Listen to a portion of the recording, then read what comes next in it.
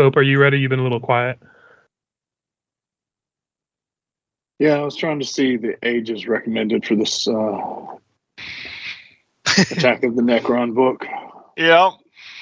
Okay, I'm started Bedtime early. stories. I like that one that you I think Loki Keep sent this one. the other day about something we could picture Cope telling to his children. Right. Just keep this one in my back pocket for a day where she's really irritating me, and I need her to be very, very quiet and introspective. I was at a Walmart the other day, and I did see a children's book that was actually a pretty interesting concept because it was a Dungeons and Dragons tie-in.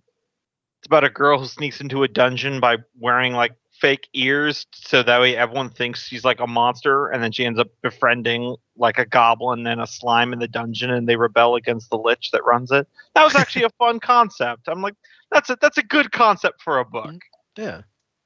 Recommended age 8 to 10. Attack of the Necron. So 1 year, and she can read it. Mm-hmm. There you go. Yep, let's go ahead and get the recording started. Oh, Kenneth already started it. Never mind. Yep. I'll just be catching the tail end of our book club. It's all good. Children's book club, where a bunch of grown-ass men review children's. I mean, that still I'm falls pretty into sure library. I'm pretty sure that's right? already Children's on the internet, section. okay? I mean, to be fair, they're very short, so it'd be easy for us to get through. You're Anyway, going to have to give me a week. last time we played, you arrived as Zinshalost, a ruined city in the top of the Mar Massif Mountains, I believe it's called, without having to go back through the notes, check the name of the mountain. You assaulted some farmers. Turns out the farmers, when you started to have an existential dread of, oh shit, did we just kill innocent people? Turns out they were keeping some guy in a cell.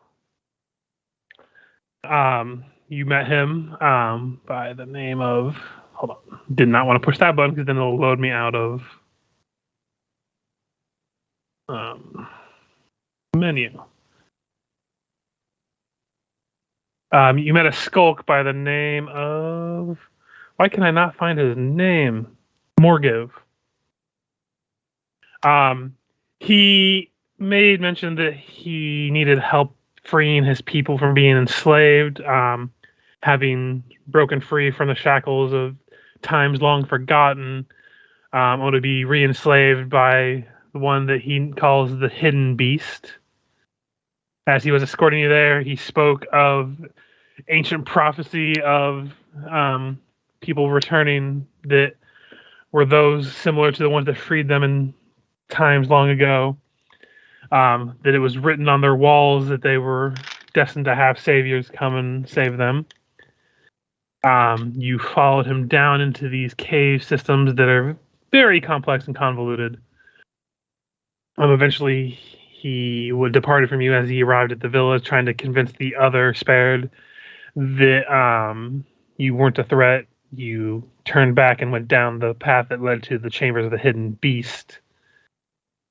You saw a skeletal figure on the throne in the center of the room that spoke to you. Said more or less, which one of you would offer your blood to me? Step forward and feel the embrace of your new lord. Though one of you, I believe it was Rish, had see invisibility on and was able to see a hidden octopus-looking motherfucker in the corner, who proceeded to cast a attempt at a, what's it called? Phantasmal killer, which managed to be resisted. And coming out of mist, you see some vampire spawn, which, knowing what this is, you assume that it's a vampire of some sort, but you're not sure exactly the details. He'll be dead soon enough. Yeah. Sweep the leg, Johnny. Start up the combat music. Listen, if I took the time to get to know everything that I've killed, we'd be here for a very long time. And he should be 10 feet up on this wall. There we go.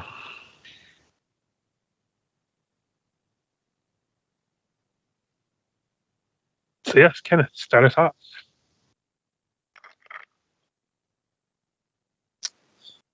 I believe I was first going to use glitter dust on it so that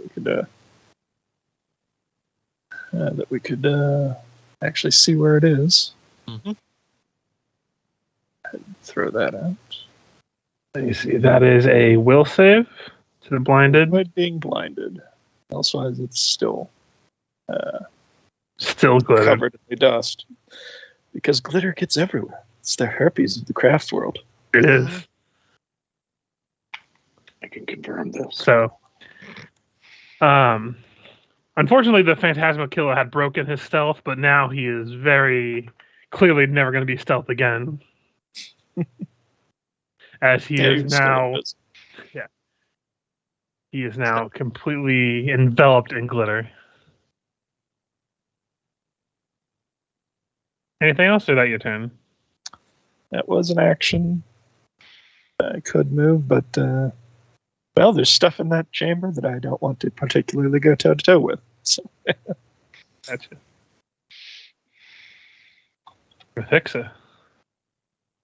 Right. I think she will, since he's visible now. Yeah.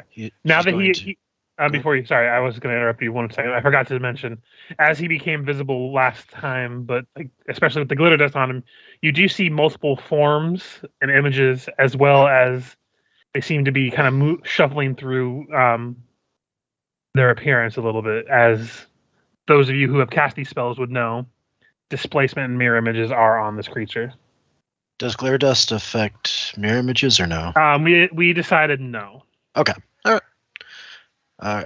Yeah, so she'll... I was rolling the images now, is why I was bringing it up. Gotcha. She'll kick things off with... we'll go with a lesser angelic aspect. Do I have that one prepped? Let me see. Nope, so I'll just do a regular angelic aspect. Gotcha. On the wings, and then move action. Close in. Let me see. I got 30-foot movement.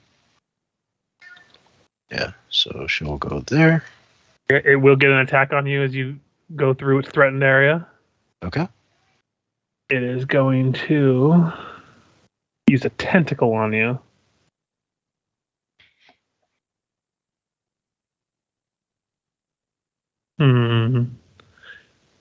Actually, no, it's going to go for a slam attack.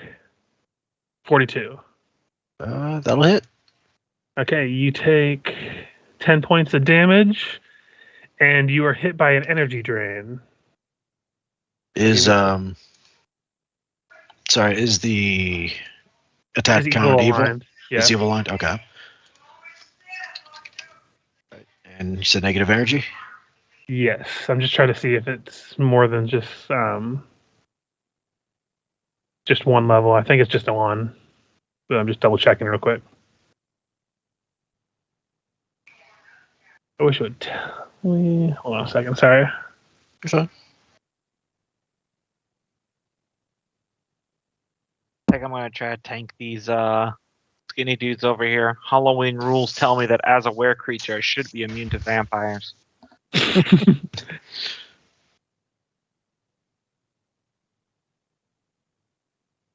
Okay, you gain 2 negative levels. No save, just or is that later? Because I will just tell you, this is a vampire template. It doesn't say that you. Oh, I got an answer to that because I played a vampire template character for a long time. You take them right away. The save comes to see if they become permanent, but you take. But you just take them at the start, I believe. Correctamundo, yeah. But in the meantime, it's native 2 to everything. It should have a thing you can calculate on your sheet for negative levels on your debuffs. Yep. Energy. It says energy drain just below dazzle. There it is. Okay. So you just put 2 on that 0. All right. Yep.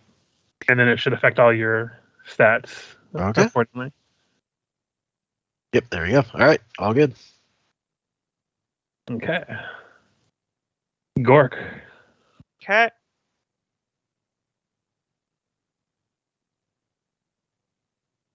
And then I am going to Celestial Dire Bear out. That's an action. I'll use the last 5 of movement just to ship there. Yeah, no worries. And then I will Swift Action Minor Bear Aspect to give myself a boost to my Constitution. And then dare these scrawny motherfuckers to try to come at me. I am attempting to tank, but that's my turn. Gotcha. Emmanuel. All right. I assume it's been a while since we met this guy and killed his Captors? captors. Thank you. That's a good word. And so those spells are probably gone, right? The spells are gone, but I do remember last time we were playing, you cast Gravity Bow before you entered this chamber, at least. Yeah, Oh, I do remember that as well. So That is what I'm looking for. Okay. just So you do have a fresh Gravity Bow up. All right. Let's put a sticker on there. And second question Mm-hmm. is, so glitter dust doesn't say anything about mirror images, but fairy fire here. What's the? Because I'm pretty sure the mirror images, what they do is they copy the original. So if they're fairy fired, all the mirror images look fairy fired. Says outlined creatures do not benefit from the concealment normally provided by darkness, blur, displacement, and visibility. That would interrupt his displacement spell, but I don't think it would affect his mirror images. Okay. I just couldn't remember what our At least there might be an official ruling, but that's how I'm ruling it. Because he does have Okay. displacement up too. You would know that because there are people in this party who have cast the spell, so your characters would be aware of what it does. And displacement's like a 50% mischance, right? Basically. Okay. All right. Move up to there and hit him with the fairy fire. Angled over there so that it doesn't hit a fixa. And spell resistance. That would apply. I believe he has. He does not have spell resistance, actually. Okay, so no save. He is just fairy fired, and I thought fairy fire needed a save. this is. He doesn't have Yeah, I one could be listed. wrong. This I think that's a description 5e thing. I think, yeah. Saving throw none, yeah.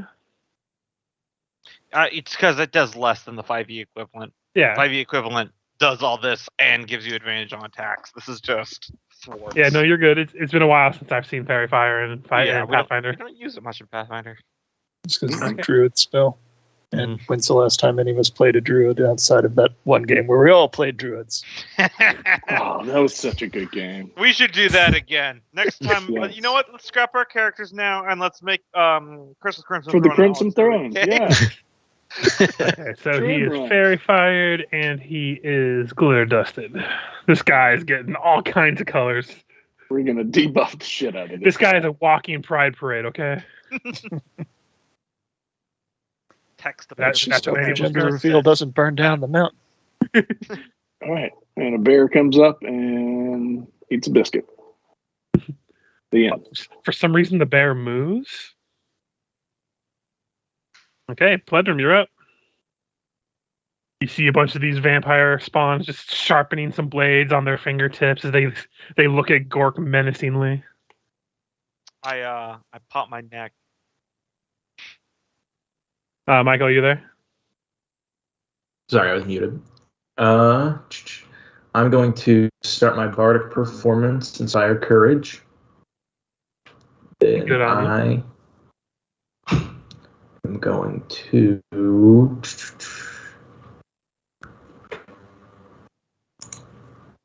I want to get up and start hitting this guy here. Quite a few guys off over here, but I think Gork could probably handle them. Well, it's the energy drain that's going to be the problem. I've got some resistances against that because of some racial traits I picked. But Yeah, and energy drain can always be pretty bad. Mm-hmm. I'm going to step up here. That's 30 feet.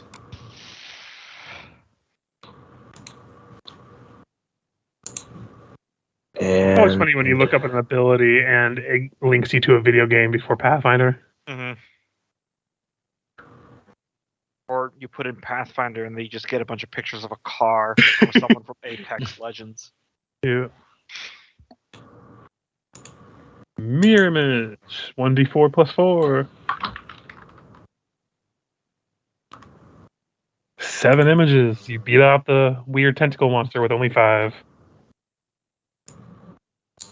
Suddenly, there's a whole orchestra of pleasure.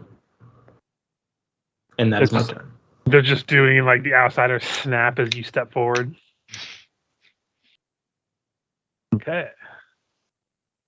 Well, these ones are all going to get into melee with Gork to start flanking.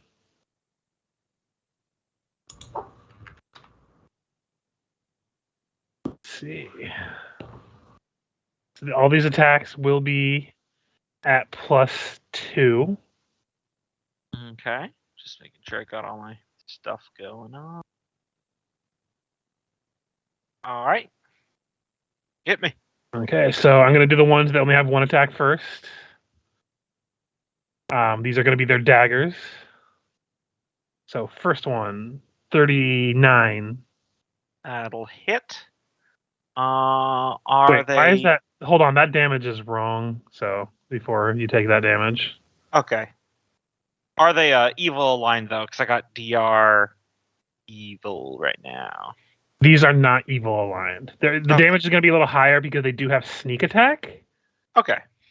That's all good. I just want to make sure my DR 10 evil. I'm calculating that properly.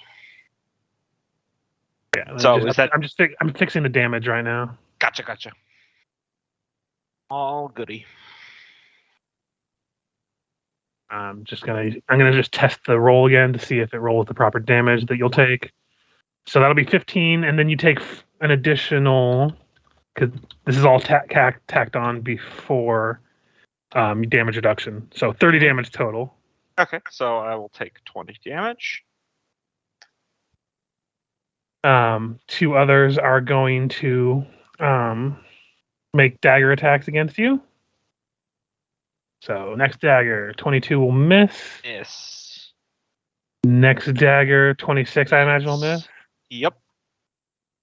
Okay, and then the last one will get a dagger and a slam attack. Okay, because I am rocking 34 AC right now. Gotcha. So dagger, so that'll be 39. That will hit. So that plus 17, so 31 points of damage before DR. Okay, so minus 21. And then a slam attack from that same one, which will miss, I believe. Mm-hmm. Yep. And you see as they stab you, their dagger kind of dig into their flesh, but it doesn't seem to do much to them. Mm-hmm. But there's something weird about their daggers. Cause some extra damage. But unfortunately, they were not able to hit you with any energy drains. Mm-hmm. But that is their turn. Lucilla. Can I perform a knowledge roll of some kind against Dissenheimer? You did that last time. Okay. And you did not succeed. Can I try against these, what we out of character believe are vampire spawn? Yes. Okay. That'd be a knowledge religion. 30. They are definitely vampire spawn. So your buff would apply to those if you start your bardic. Excellent. So let's see. How far away am I allowed to? Oh, brilliant. Well, 5-foot step here, and I will start bardic. I just pictured Lucilla. I don't know what the fuck it is with that fucking 10-legged creature, but these are definitely vampires. I didn't read those kind of books in the library. Well, you're not in Tian Sha, so they're not going to be there. Yeah. Wasn't into hentai. These come from the famous monsterologist author, Scholar Hentai. So yeah, I'll just apply that to Gork real quick, and anyone who else is dealing with the vampire spawn. But that'll be her turn. Gotcha. So the hidden beast's turn. He is going to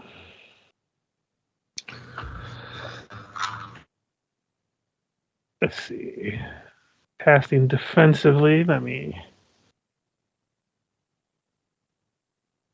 Yep, and since this is a minor boss, he does get a villain point, but only one. So I will use that now, so he doesn't have to risk failing the spell unless I roll really poorly.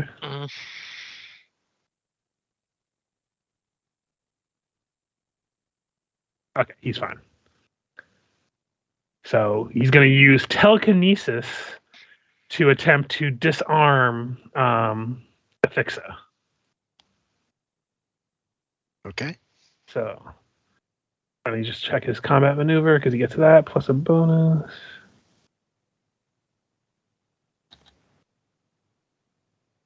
I actually had TK up just because I was considering my stabs. It's caster level in place of his combat maneuver bonus.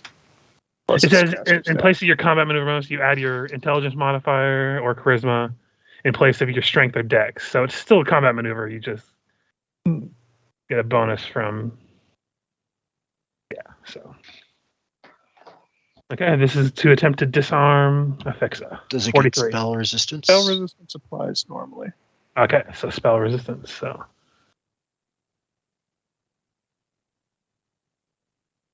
Also, even if he the good misses, news is it if starts- if it fails it, the telekinesis is still up. It'll just be ineffectual against Afixa.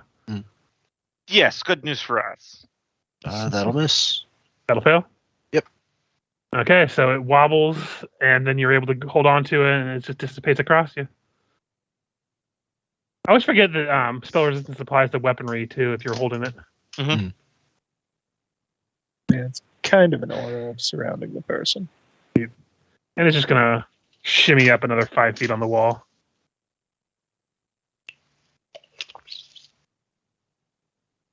Reesh. Well, the thing will still be dangerous even if I try to dispel the magic on it. We've got half the magic on it negated already. At least we know of offhand. Greater Arcane Sight does let me see effects on everything.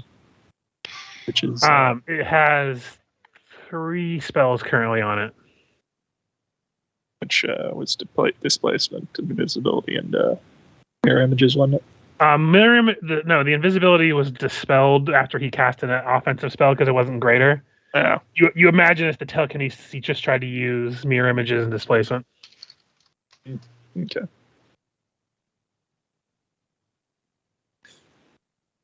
Some of the options that have been contemplating since last turn.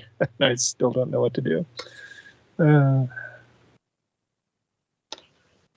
It's Oh, the joys of a high-level magic user. Mhm. When we would be before a fight in Way of the Wicked, I would write down 5 different rounds for Nasarima and like 3 editions of it for each way it could go. Mm. It was ridiculous. I'd have a whole notebook page for one stupid fight. There would be so many tabs open whenever I was doing fights. Oh yeah, I have Fire more wizards. tabs and I feel comfortable with it. It makes me itchy how many tabs I have open. Right. That seems the best option at the moment, so I'll center that on Gork, and it should hit all of the spawn over there. That is a CMB check against their CMD. Yeah, let me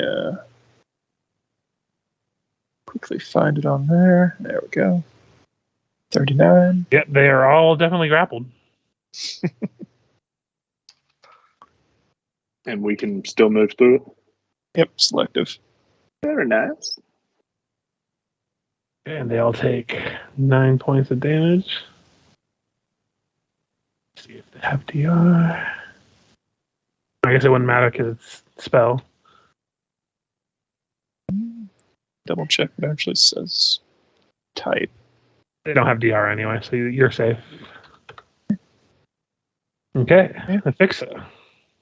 Right. She will, not liking that slam attack, she'll go ahead and cast. Casting defensively is a thing. Yep. He is still within reach of you because he only went 5 feet and he has a reach. I'll 5-foot step back then. Get a little bit of distance. And then The infamous 5-foot flap returns. 5 foot flap. He's just 5 foot sticking to the wall here. and I will cast Death Ward on myself.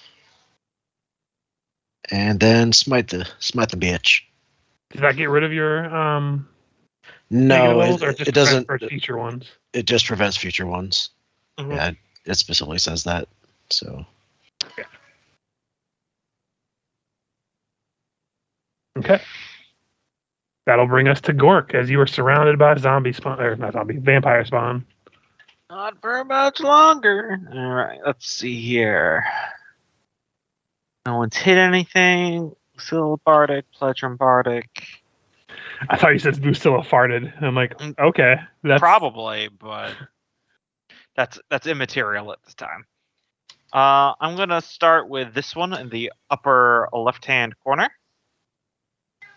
And I am going to be cocky here, and I am going to go both barrels ablazing. So I'll start with unarmed strikes.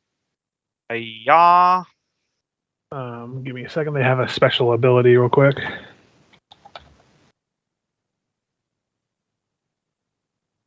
Okay, so you didn't realize until you were attacking it that as they moved forward, their body kind of shifted in place. They have a special feat that gives them a concealment chance. Do they have a heart? I mean, it doesn't beat. They're undead. Well, heart-seeking works then. Fuck you, they all hit. Does Heartseeker work against undead? Yeah, they just have to physically have a heart. Skeletons and oozes and golems are immune, but if they physically have a heart, they still function. That's what it says. It doesn't have to be a functional heart. Makes sense. and vampires, the hearts are one of their vulnerabilities. Yeah, that's how you stake them. Yeah, Yeah. this is true. I was going to argue the undead thing, but yeah, no, they are vampires. They are very specifically heart-driven. Yeah, if they were a skeleton, I would be all here with you saying that I would be immune, that they'd be immune to it.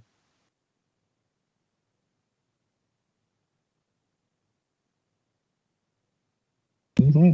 Yep. Well then, let me deduct these damages, because those all hit and confirm. Nice. And I still have my 2 claws and my bite attack left.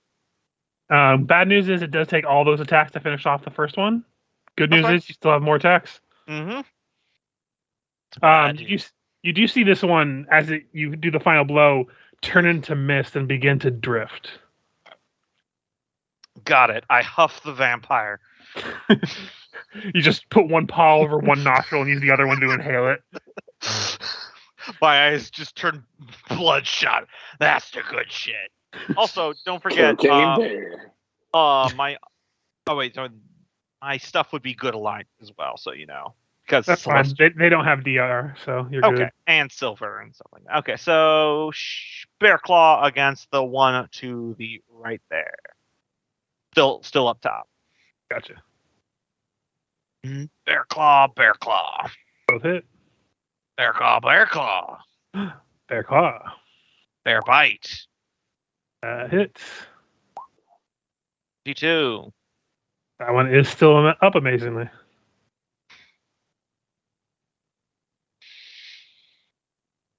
Got more hit points than you fuckers have bodies. There's only one way this is going.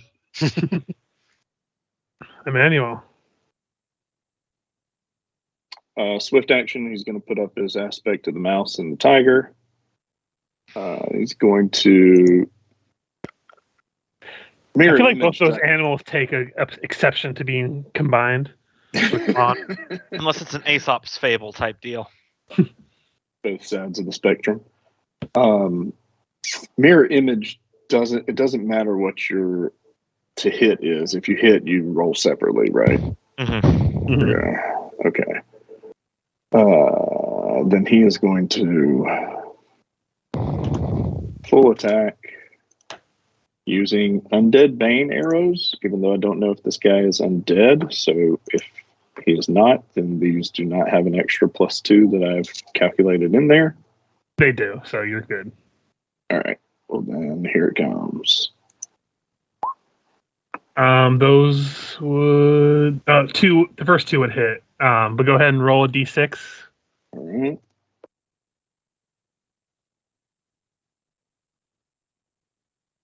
First one pops an image. Now I need a d5. Ooh, I hit. Yeah, and the second one does hit. And this is the bane damage, an extra 10. And bane weapons go through DR, right? I do not think they explicitly state. No, I it's think just so. they're Hold on. extra damage, so they might. I thought Bane ones cause it to go ignore DR, but I can't I remember. could be wrong, but I never remember reading anything about that. I thought it did too, but it does not specifically say that on here. It's extra damage, so unless they're immune, it's higher probability. Yeah, I always thought It's Bane not like just gives Smite, you I guess. massive damage. Yeah. Yeah, it does not entitle it to overcome. It's one of the. Plus 2 to hit. It's one of those Mandela effects, isn't it? Mm-hmm. Well then. Pledrum. All right. I am going. I guess first off, continue my bardic performance. Then I'm 5 foot stepping up and casting bladed dash. That's going to send me 30 feet that way and let me attack both of these guys. For some reason, bladed dash on your description just shows a blank page on my screen, but I have it. Yeah, back it's to not in Roll20's thing, and I haven't moved the spell over yet. But No, you're it's good. It's a pretty simple Yep, spell. 30-foot straight line and attack anyone within that dash at your highest BAB. So both of those will hit, and that will confirm the crit. All right, so this is the crit right here. 71. That one is almost dead already. And this is the non-critical hit. Still hurts that one. And that will be my turn. Gotcha. And that's why I targeted the north ones first. Since they do not need to make concentrations for supernatural abilities, I believe, since I looked it up and it doesn't say such, they are all going to turn into mist to escape the grapple. What grapple? Black tentacles. Tentacles. Oh, right, the black tentacles. I forgot that was the thing because there's nothing on the board. I genuinely forgot. Yeah, I forgot to put it on the board. It's only been up for a round. Joke's on them. Mist form's only DR5 magic or whatever, and my everything is magical. So I'm a magic Listen, man, they're doing their best. Yeah, I know. Plus, they're moderately Man. slower in this form. Magic hand. It's a Can we 20-foot hit them? radius or 30-foot? 20 radius. Had centered it on Gork, but we'll say that. I was just putting it here so I didn't overlap when I'm trying to make it so everyone can see it. There we are. Should see it now. Just a lot of inky black tentacles just slurping and slurping on a bunch of empty space right now. And they will, I believe they have a movement. So I need to remember how. This creature can't run but can fly at a speed of 10 feet, assuming it's the same as gas form. Yeah, it's basically gaseous form, so they will move 10 feet. Like this. Actually, no. This one would move 10 feet over this way. You see the one that you were fighting, Gork, drift underneath the dais and begin to disappear. Gotcha. That missed. Step up And they strike can move yourself. 10 feet without provoking an attack? I believe it doesn't say anything about not provoking, so if they were in your range, Pledrum, you have an attack. I think you have one of them. Gork also. I am doing my step up and strike on this one. I only have one OO. Okay. So.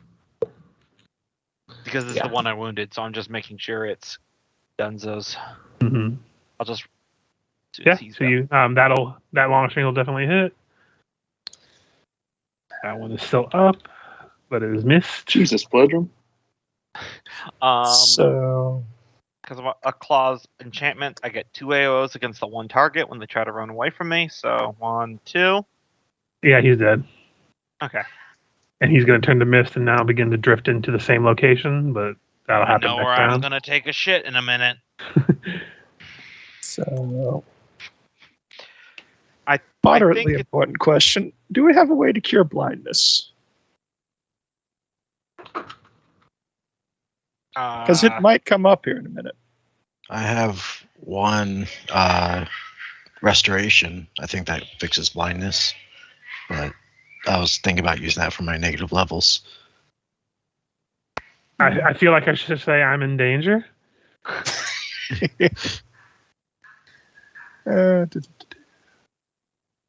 Anyway, that's the Skulk's turn, and it brings us back to Lucilla. Oh, wow, I totally forgot Gork would have been adding fire damage to all those. Anyway, Yeah, kind of negative level or tempered negative levels. So seeing all this going on over here by the tentacles, Lucilla's going to turn to Emmanuel and say, I think Gork and Pledrum have those smaller vampires taken care of. Let's just focus on the big one. And I'm going to give him the help action, which I believe with her ability gives a +4 to his next range attack. Gotcha. And I will maintain the performance. Now. Hidden Beast turn. Holding on to the wall with 8 of the tentacles. 2 of them kind of twirl and point over in the group's direction over here. Over where? Okay, yeah. He's pointing at you. Let me see what the range of this is. It is a... Let's see. 20-foot radius burst. mm-hmm. So it'll hit the group of you. It won't hit a Fixa, Pledrum, or Gork. And let's see. I need you all to make reflex saves.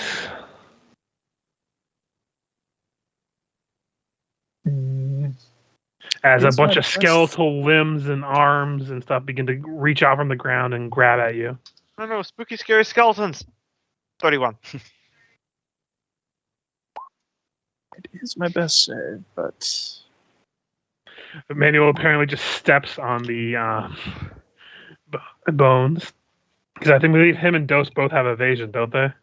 Yes. Of course. That's the tiger. I mean the mouse. Fishing bear has evasion, of course he does. Like, what ability does this thing not have? Spells. He now has improved evasion, actually. Next level, if he says, so he's going to cast Fireball, I'm going to say, of course, yeah, that checks. Yeah, at this point, I won't put anything past him. So Reach is the only one that fails. So those of you who don't have evasion, and we'll take half of this, but let me roll the 41 points of damage, reduced to half from Lucilla. And then Reach, you are unable to move for 1 round as the skeletal arms are grasping at your legs. And it is going to shimmy.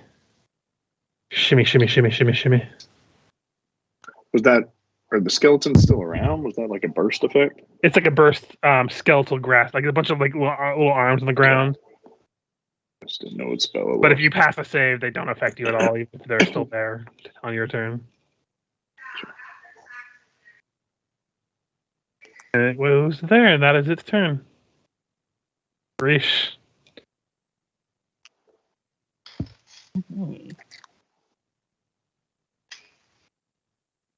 So would that interfere with spellcasting, or am I just held in It place? does not actually. It clearly just says it prevents you from moving. All right, well. I just finished copying this over into the spell book, because I just got it on leveling. 80-foot radius, centered right above the dais. Everyone in the room. Those other two vampires are just dead. In fact, when they turn into mist, they just vanish. And let me roll the reflex on the beast. Yeah, everyone else has to make it, doesn't they?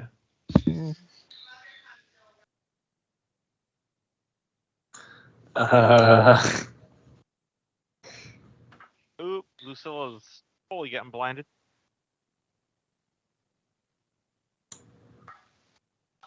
So is Dose. And Pledrum. And Reach.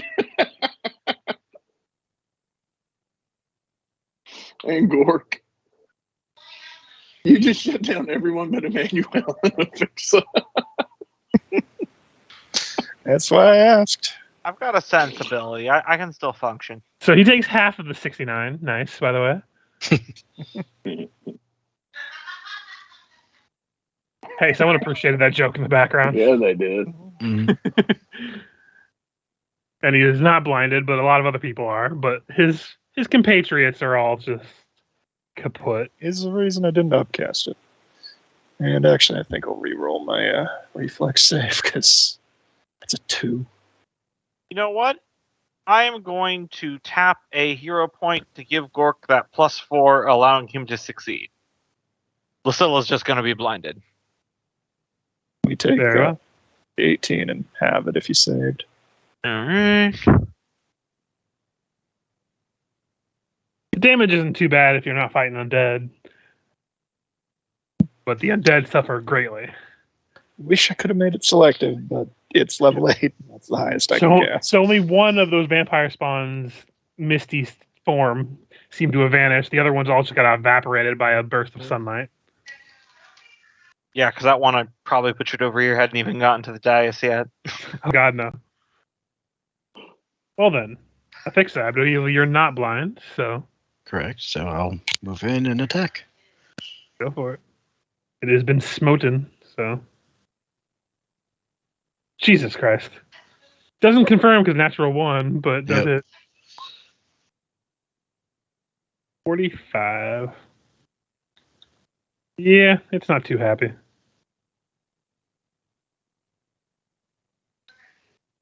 And I think that's it. Gotcha. Gork.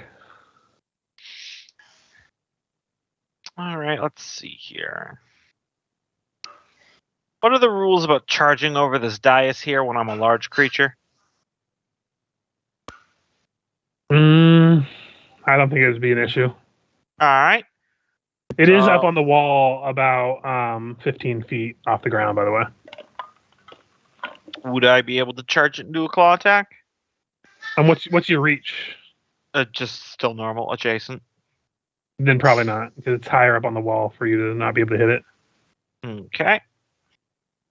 Somewhat limits my options. You can jump off of Dose and try to make a wild swing. I was going to say, bury totem pole.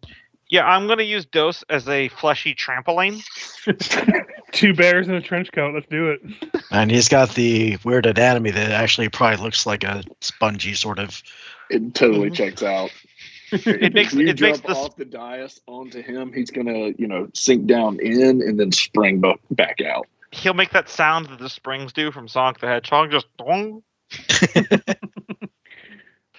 Yeah, and then I'll smite him in midair and bring a claw down on him. Go for it. I'll just have Dose get pushed back a little bit as you just propel off of him. Mm-hmm. Yep. I'm not even going to make you roll for that. Dose is established to be very spongy and springy, so. Smite Lucilla. Not Lucilla. Affix, you don't have blood for the Empire, do you? I do not. Okay, never mind. That won't matter. Manuel does, and he hit last round. Ah, thank you. Friendly rivalry. Oh, there he goes. And I am smiting. The sheet's lagging out. 1 second. There we go. Okay. 1 big old bear claw of Kafuka U. That'll hit. As I said, 48 damage. Kafuka U. Yeah, it's not too happy, but it's still up. And now I get to do my grapple attempt. Yep.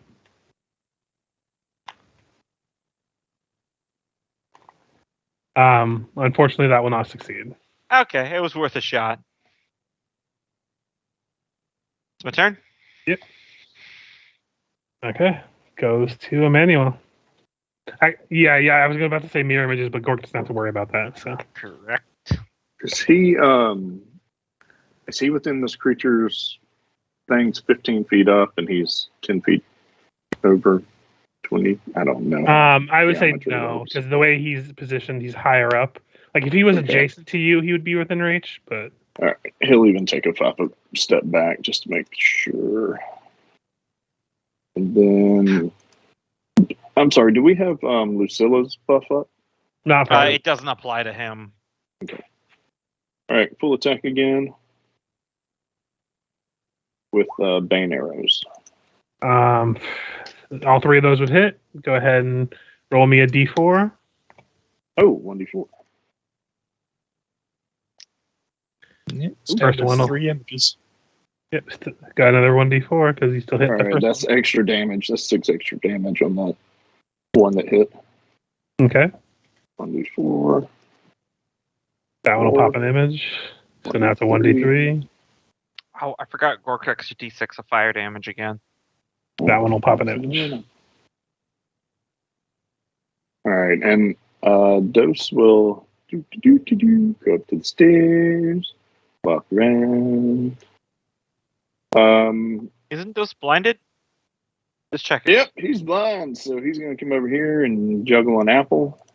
So if he can do that. It's actually more impressive that he can juggle while he's blind. Yeah. Yeah, Him It's using his ability scent now. ability to maneuver around the creature would have been more on.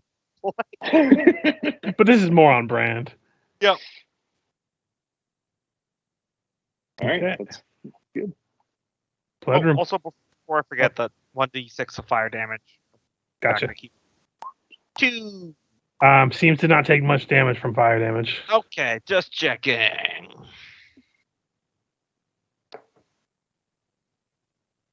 And Michael, if you're talking, you're muted. All right. I am going to step forward over here and then use my virtuoso performance. So I'll put that in the chat really quick. To continue the bardic performance I'm currently doing, and also give Gork. I'm trying to decide whether or not I want to give you Inspire Heroics or Inspire Greatness. I'm thinking about Greatness because it gives you a bonus to attack. Yeah, I already have But- that also made up, so on my buffs, so. Yeah, so I'll do Inspire Greatness on Gork. As I cannot see. And so I should be just in range for that. Yep. Sounds good. That is my turn. Lucilla, Um, you're blinded, I believe, right? I'm blinded. I'm going to stop my bardic performance, but then I will use an action and expend 1 round of bardic performance to basically yell, Pledrum, if you can hear this, just come towards my voice. I can't see you, so I have to assume it'll work. And that gives you an extra move action right now. So you can, if you want to get somewhere. Doesn't have to come towards me, but you can move anywhere. Yeah. I guess I will move forward, but I don't want to get too close to this thing. It has spooky, I am scary blind. tentacles. But that's my turn. But yeah, I think that's as far as I'm gonna go. Gotcha. Okay. The hidden beast. What's he gonna do? He's just gonna 5 foot forward, so he'll be in range of Emmanuel. Actually, no, he's gonna focus on Gork, but he's still gonna move this closer. And he's going to attack you, Gork. Gonna do a full attack, so a bite, a tentacle, and a slam attack. Okay. So bite That'll hit. for 9 damage. No extra features on this one. Yeah. Get past the, Did you add your temporary hit points, Gork? Yeah, it auto adds them in. Tentacle. Cool. That'll just meet my AC. And then Is it evil aligned? these are evil aligned. Okay, so I assume they're not silver. Nope. So And to attempt to grapple you, 37. pretty sure that does not CMD 45. So last thing is he's going to slam you. Miss. Yep. That was the important one to miss. That was the important one to miss. And that's all it does. Mm-hmm.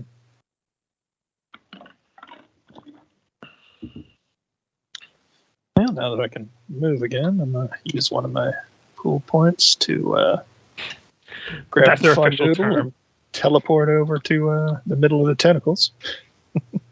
The official term for that slide, cool points. Mm-hmm. Reese just puts on some shades and just vanishes and appears in another location. Little evolved The tentacles. slick lizard. A lot of tentacles in this fight. Mm-hmm. But you were the master of the hentai, but you only adopted it. I was born in it.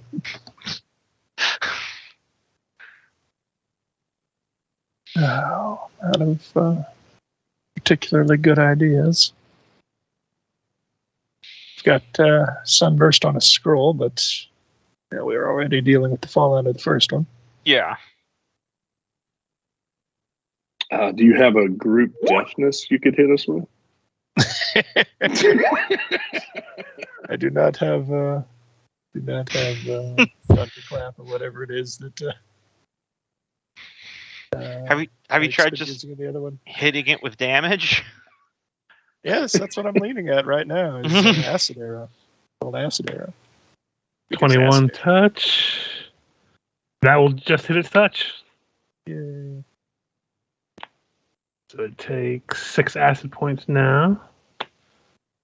Okay, it does take that. It doesn't have any resistances to acid. Do mirrors? Oh yeah, that is a mirror image, so 1d2. Huzzah, it no longer has mirror images. So, I believe it'll be a Fix's turns, and 2 shreds, you say? That's what I do It's not best. her. If it's not her, it's gonna be me. Jesus Christ. yeah, it's dead. Sorry to pop your acid arrow there, but I saw the lineup that was approaching. So yeah, it begins. As you strike it, it dissipates into mist and begins to drift towards the dais. See, now that I know what to do about. Regrowth. So yeah, If it, we it's don't still need to stay in. technically- We don't need to stay in turn order for this right now, but you do see it just drifting toward the dais. my smite is still technically going since it is still an active creature, so I am going to just smash the dais into teeny little bits. Yeah, Gork, you just go over to the dais and just begin to bear maul the fuck out of it. You see it crack and splinter. You dig your claws deep in and just yank out big chunks of it. And you do see a small little alcove down below, about 10 feet down. It seems to widen up into an actual chamber. You see the one vampire spawn kind of just resting there with its arms crossed. Mhm. And you see As he's smashing at the you see camera the, pans over to Rish, hidden pulling out beast the- begin to drift into it. I open up my mouth and I attempt to breathe fire and realize it's not a thing I can do and end my action. He's got fire claws and teeth. He was really in the moment. But yeah, if anyone wants to do the thing, the tentacled beast eventually resides in there and is unconscious, laying there next to its vampire spawn. Mhm. So I imagine I know how this is going. Fix would like to try to crack it open with their adamantine scimitar. It's very much Yeah. open. But yeah, it's very Oh, wide open. If okay, you want to just sorry. go down Yeah, there, is what I'm gonna saying. say the, Oh. yeah, Yeah, Gork is tearing it to shreds. The camera pans over to Rish, pulling out the staff of heaven and earth because I was going to stone sheet our way down I'll there, just but sit violence here works. than being Yes. blind. Extreme violence works. Yeah, Don't Lucille's worry. just hand on the wall. Did we win? Yes, we won. With the jackhammer noises of Gork ripping apart the chair. Followed by a bear attempting to dry heave. So I will ask, does anyone actually go and finish off the vampires? Fixable. No, I insist on think doing he's so. learned his lesson. Ah, man. That's totally not going to come back and bite you in the butt. You know what? I think we've successfully pulled a Goku here. He reached 100% of his power and we defeated him, so now he knows humility. Okay, if you tell us you'll never be evil again. I think we should let him go so he can come back to the stronger fight later. No, Yes, seriously. I feel just like drop we're us- overcorrecting. Just drop a sun scroll into there or something like that. I'm not doing anything else. I opened it up. That's my No worries. contribution. The fixer goes down there and stabby stabs. Mm-hmm. Yep. Yep. And probably once message smash would probably leave with a do a quick channel just to be sure. Yep. As you stab them and they begin to turn to ash, your channel very much finishes them off. You just hear a couple ting ting ting. There's a couple rings fall from the tentacled monstrosity. Be scanny. Ooh, piece of candy. I'll gather them up and fly my way back out if needed because I'm Yep. short, and hand them over to Rish. Found these. Anything special about them? Let me see. Try to roll for anything. Yeah, roll spellcraft for these ones. 45. Okay, that's definitely enough. One of these is a ring of invisibility. Very nice to have. And the other one is a ring that has a star-shaped symbol on it. It is a Sahedron ring, or in the D20 PFSRD, known as a star ring, because copyright. Yeah. Yep. The star ring, or Sahedron ring, confers a +3 deflection and a +3 resistance, but I believe those are already covered by automatic progression. But they also give you a constant endure element effects. And you can also use the ring to change your appearance of your clothing or armor into any other clothing and armor. The endure elements affects the thin air up here. This one does, yes. So whoever's having the hardest time with those saves. I'll just keep sitting over here, being blind. I imagine the blindness is probably faded by this point.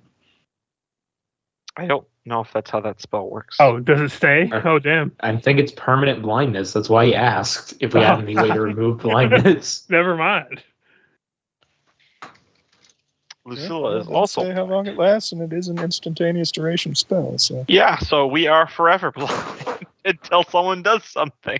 I could, with rest, I could cast up or prepare remove blindness deafness. So we're just gonna have Cool. to live like this for a bit. yep. That's why I re-rolled, although Lucilla didn't have that option. So how many of us are blind? 3? Lucilla, Two. Pledrum, and Dose too, yeah. Sure, Dose. Well, I could rest and by expending all my level 3 spells, grant you all sight again. Is what's his butts around Marguth? You went back to his people. He went back to his village, which isn't too far away from here. It would be like a 10-minute walk to go over to where he was. I'll do another channel to heal, so at the very least, everybody within range gets 30 hit points back. Would say I we love- could send a manual ahead, but he'd probably get lost. I love the idea that we go find these shadowy people and they're all like, "What a grievous battle! It's blinded half of you." Yes, the creature did this. Yes. You can't tell, but Lucilla is giving Rish the really bad fisheye. Unfortunately, it's angled at the wall. She's just drilling a hole in that wall with her anger. Dose has taken safety protocol. He's just rolled himself up into a ball so that he'll just bounce off of anything he rolls into. Oh, for the love of fish fur, says Gork in Bear. You still have your sense of smell. You can navigate just fine. Stands up, pulls all of the food out of his clothing, and eats it real fast so that it won't distract him anymore. So what y'all want to do? Down here. Well, if anyone needs help navigating, I can just, keeping in bear form, pick them up with my teeth and just carry them by the scruff of their neck, and we can just head back to the village. Yeah, I mean, I'll carry Lucilla, or someone can carry Pledrum. I mean, you could guide Lucilla; her feet work. I'm going to carry Pledrum just to humiliate him. That's true friendship right there. Yeah, you're just like kicking, like I can walk, and I'm just going to be carrying you. Yeah, if she wants to walk, I will guide her there. Yeah. I mean, I can see in the dark and all the things, and it is my fault. So Cool beans. You head off and head towards the village. Not to say that blinding the entire party isn't a valid strategy, but to be honest, Reesh, we had those vampire dudes handled. maybe. They were both very, very. But how often like are you going to be able to do that but- safely? Because you guys weren't going to have a threat with that fight. I feel like this gives our heroes an obstacle. Pledrum says as he. You're just dangling from your shirt collar, and I accidentally brush you against the narrow cave wall. Yeah, could have worked. Could have killed them all instantly. I mean, it pretty much did. It just also blinded us all instantly. Look, I understand. It's the first time with a new spell. But now you know. Knowing is half of the battle. Mm-hmm. Yes, I did not know this would happen. The wording is very vague in the spell book. Let's keep his trump card, yes. So you make your way to the city of the Skulks. You see Morgiv kind of sitting by himself as you approach, and he goes wide-eyed as he sees you, and I was like, "You all alive? Does this mean you win?" I'm still a Beast giant is bear, by dead. the way. So he probably doesn't know it's me. He looks at you and he just assumes it's the other bear. Sees the other bear. Is like, "You brought two bear? I only see one." Always travel with two. A backup bear. Oh my god! If In there's case the ever a first one gets a tagline flat. there's ever a tagline for this campaign, it's always travel with a backup bear. Though, to be fair, if there's any creature that could multiply among our group by, was it mitosis? Yep. It would definitely be Dosesis. Yep. Don't challenge him. No. I assume someone does tell him that you guys took care of the hidden beast. Yeah, I'm still carrying Pledrum by his collar. It's like a weird baby Bjorn type situation. It goes into without having to spend too much time on it. He runs back to the village and runs back with a couple other of the Skulk following in tow, kind of eyeballing you, kind of worriedly. Mm-hmm. And it takes them a better part of a couple hours to kind of go and work up the nerve to actually go to the chambers that the hidden beast was in before they eventually return, high in spirits, greeting you all. You just hear Morgiv and the other two, "Praise be to the saviors! They have brought us joy in this darkest of days." Yes, And you the see a name bunch is of- Emmanuel Depardieu, and your friends from Muldoon are always happy to help. 3 cheers for Manny DePardo! We're not all from Muldoon. Hip hip departo! Hip hip departo! Lucilla says, I'd very much like to see this prophecy wall, but unfortunately that doesn't look like it's going to be happening till tomorrow. Yes. But they do welcome you into the village, and it's a small village. There's what you see is maybe like 20-ish skulks. Mhm. They bring you in, welcome you, share what little food they have. The food itself isn't the most appetizing of stuff. Lots of grub worms and mushrooms. I'm a bear. They Fuck do- yeah. Yeah, they do have some. Hey, I'm not actual, above grub worms. they do actually have some alcohol though that tastes foul, but it would get you drunk. I just had this mental image of Lucilla just sitting around with a bowl of grub worms and being like, this is the weirdest pasta I've ever tasted. But yeah, Morgiv Yes, approaches yes. with you with another more skulk in tow. Like, you bring great honor from defending our village from enslaving beast. We do not have much to give, but we do have something left behind from ancestors. If you wish it to be yours, and they pull out the sack and they reach into it and they pull out another sack and with two hands kind of hold it over to you. This is magic bag that many things disappear into and can be retrieved. Check inside for a scroll of cure blindness. Lucilla says, that sounds important. Well, facing the wrong direction. I humbly accept. That's That without a spellcraft, that is a bag of holding type 2.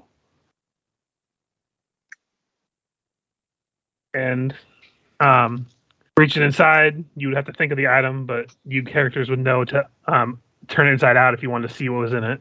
Yeah. If you want to do that now, you can. Show us the Absolutely. goods. Yeah. of course. Let us You- look this gift horse in the mouth. You turn it inside out. The first thing that comes out is just all kinds of moldy old worms and bugs and other types of animal pieces. I feel like the people here will consider that a smorgasbord, and they could Oh yeah, have it. there's a bunch of them that start grabbing it and adding it to a cook pot. There's so But- many zombie spiders. But what comes out at the very end is you see a silk pouch, a scroll tube, and a staff. Go ahead and go rolling a spellcraft to see what you can get, because I imagine you're going to be able to get it, but there are some higher level thing here. Have you guys ever read about how like Low. in like Europe and shit there are like pots of stew that have been added to for like millennia or whatever? Mm-hmm. I feel like that's what these fuckers do. So what you It's like, find this in is here, my great great grandfather's cooking pot, and there's still some of his food in there at the bottom if you scrape it. you open up the scroll tube first, and there's 4 different scrolls in there. One of greater restoration, 2 scrolls of heal, and a scroll of true resurrection. There is a silk pouch that contains 8 elixirs of the peaks, and there is a staff of healing, which, funny enough, does have remove blindness, deafness on it. Yeah, guess we'll go ahead and see if that has any charges on it.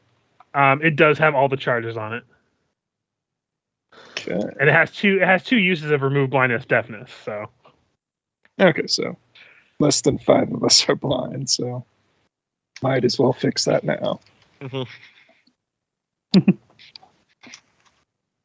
I can see. oh yeah, you can recharge it, can't you? Right. You said you can cast some of these spells, right? Fixa. Yeah. Lesser Restro. Yeah, So, if you is have- it lesser? I have regular restoration. Lesser restoration doesn't restore blindness. No. But But I have. But for recharging the staff is what he's talking for about. recharging the staff, Oh. I think she has access to all those spells. Yeah, I do. At 3rd level spell, I could do remove blindness, deafness. Yeah. So to expedite it, you would be able to recharge it after you use the 2, and you'd be able to remove the blindness of the party. And yeah, you are cured of blindness. In addition, Morgiv talks to you, and he's like, "You new to city. We not fight well at all, but we know city very well. If you get lost, we can help assist with directions. Essentially, what happens for the rest of the time you're in the city is you're going to get a +4 to your initiative, as they kind of can alert you to certain dangers and guide you through the city.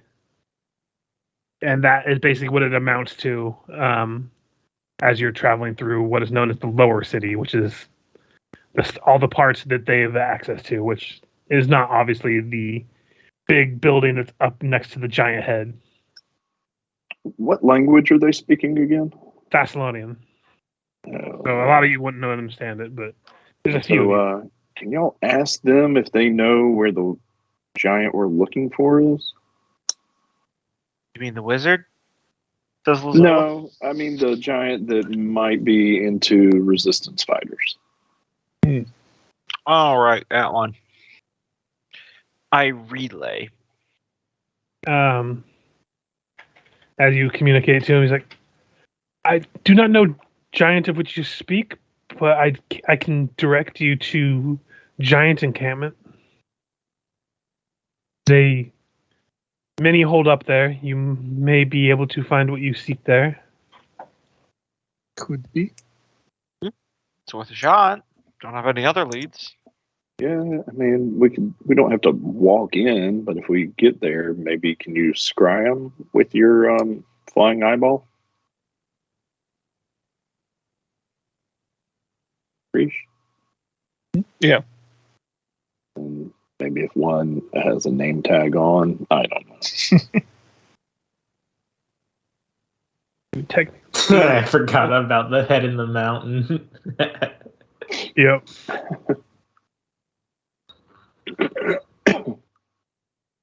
Mount Zogmore, I forgot. Mm-hmm. What a tool. But yeah, you're able to rest in the city safely, in their little village. So if you want to take a rest, you can, since I know you spent a lot of resources to fight that vampire. Yep. For Lucilla, you would probably ask about the prophecy. Oh, yeah. And they would lead you to this wall of basically cave paintings. And yeah, it could be construed that your party might fit the description. They're very crude, a little bit above like stick figures, but you see a handful of people and what looks like maybe depictions of some kind of animals. The number is roughly similar, but not 100%. It's very... Artist is not the greatest, and it takes some imagination to have it associated with the group of you. Well, that's kind of disappointing. Says Lucille in a language they don't understand. Reminds me of the prophecies in Multhune. Almost spot on. I think those were just lies that your maids were telling you, Manuel. Please. My mates didn't talk to me. Wow. Wow. What even the help doesn't want to deal with you?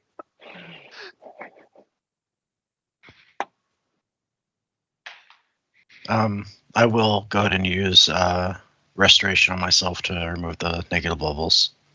Gotcha. So you're able to remove those and back up to fight and fit. Do we just assume topped off on healings? Yeah, you guys had so much extra healing from that. You still have a bunch of spells, a bunch of channels. Yeah. If you guys expended all that, then I might have you do that kind of stuff. But I know how much you guys have at this point, and you didn't expend even nearly that much. All right. I cast Detect Friendly Giants. I cast Detect Plot Convenience. Well, that spell fizzles. Aww. But he does lead you out of the catacombs that lead into their little village. and he directs you towards the giant encampment, which is actually rather close. It's if you're on the map here, it's in this empty space over here.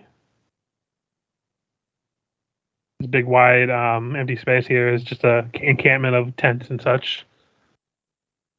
Though that begs the question: how would you guys approach this, or where would you go? Because you can tell me where you would go because I have the token set for where you come out of, which would be right here. Because remember, this city does have chances of encounters depending on how you move through. I mean, should we just pop a squat in an alley between these two buildings or something like that? I feel like if we're dealing with giants, staying low is more likely to be overlooked than at eye level. Sounds unanimous. So whoever wishes to basically lead the group, tell me what you want to do to try to remain hidden from passerbys. It could be like survival to try to find a path that is less traveled, a stealth kind of avoid detection. I can cast invisibility sphere. Yeah, but that only has 10 minutes per level or something. Yeah, something like that. I mean, we're not going across the entire city. It's because 10 minutes per level at this point for us is over an hour. Yeah. To get there would be fine. If you want to do that, I will allow it, and you were able to.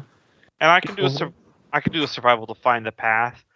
Well, I'm asking for one person to choose something is really what whoever's leading the group. So instead of having you all do different things, kind of thing. I know. I'm just kicking that out to the group because I got, like a plus 30 to survival as just a thought, unless anyone else is like masterful at stealth or something.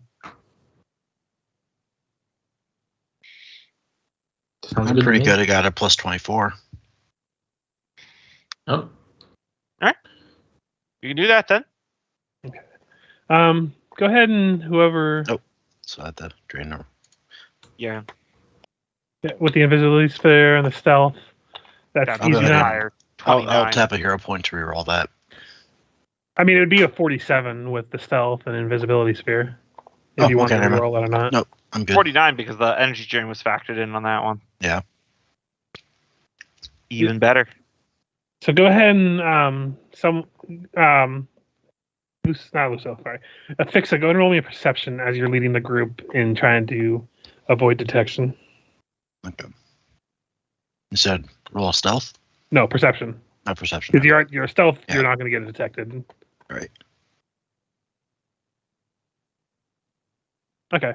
So as you're traveling through, you are glad you're stealth. As you're walking through, you see what looks like a group of humans.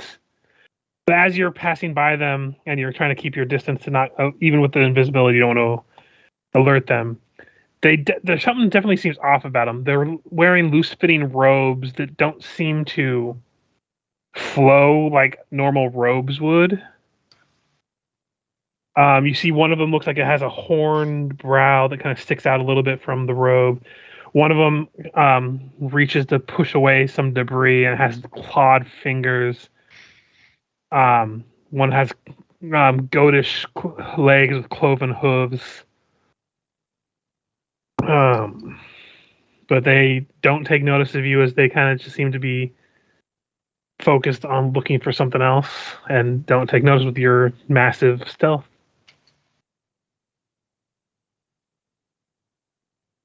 And you were able to arrive in an alley on the outskirts of the giant encampment safely. Looking in from the distance, you can see that the section of the city has been cleared of rubble, making almost a circular courtyard, about a quarter mile in diameter.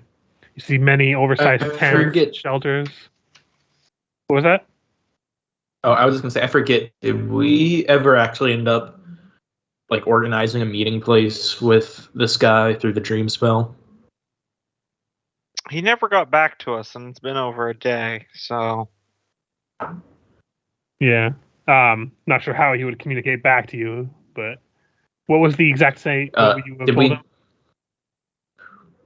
Oh, I don't remember exactly what we told him. I think Rish is the one who did the talking there. That we were here to fight Was it Carfax?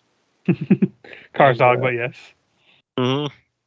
And then showed him, if I could, the rest of the party, so that it wasn't just me. Okay. We didn't tell him like a Um, meeting place or Yeah, anything like that would have been a good idea. Not really. We hadn't established. Yeah, I don't think we knew really the As much way as you know, around. yeah, the only thing you really know about him too much is that he's a stone giant by the name of Gugak.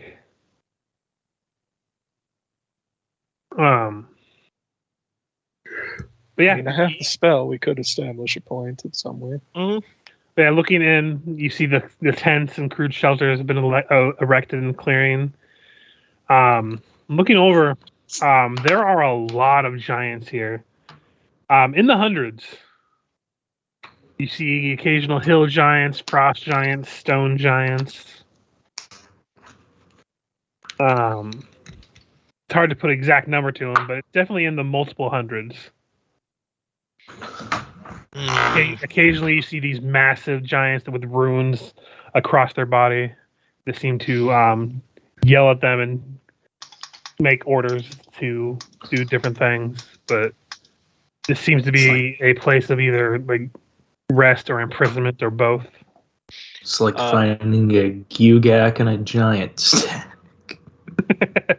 Gork's watching all this and whispers to the group, "There's quite a few of the big two legs here. It would actually slow me down for a couple minutes." Are you proposing we go through? We don't have that kind of time. Besides, if we're looking for a resistance camp, I point to the big giants that are shouting at people, which I'm going to make an educated guess that they've got like markings on their flesh. Yes.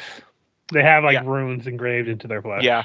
Gork points at those ones, says, and those ones are definitely not going to be resistance giants. I'm willing to bet my left claw that they work for our nasty wizard friend.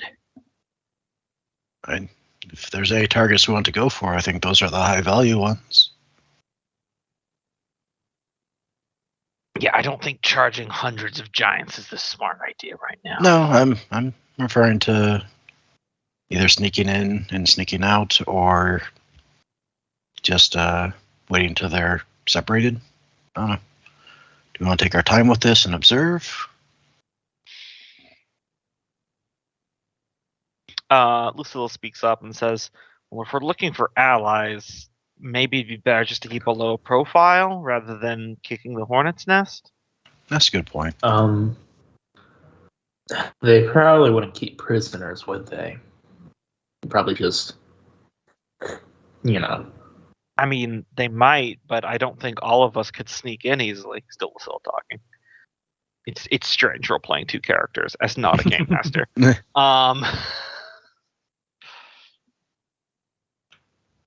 But Lucille said, maybe we would, if we want to sneak in and check, we'd have to divide. Not all of us are especially stealthy. But it's something that we could do if we want to be sure. So is the only giant we know that's like interested in this idea Gugak? He's supposed to be the one like in charge of trying to lead a resistance, from what you've heard. Mm-hmm. But you don't know what he looks like other than he's a stone giant, and you're not really sure if you could pick him out of the crowd because you just know that he wants to resist. But yeah, I don't know. You'd have to probably do some more reconnaissance if you wanted to find anything like that out.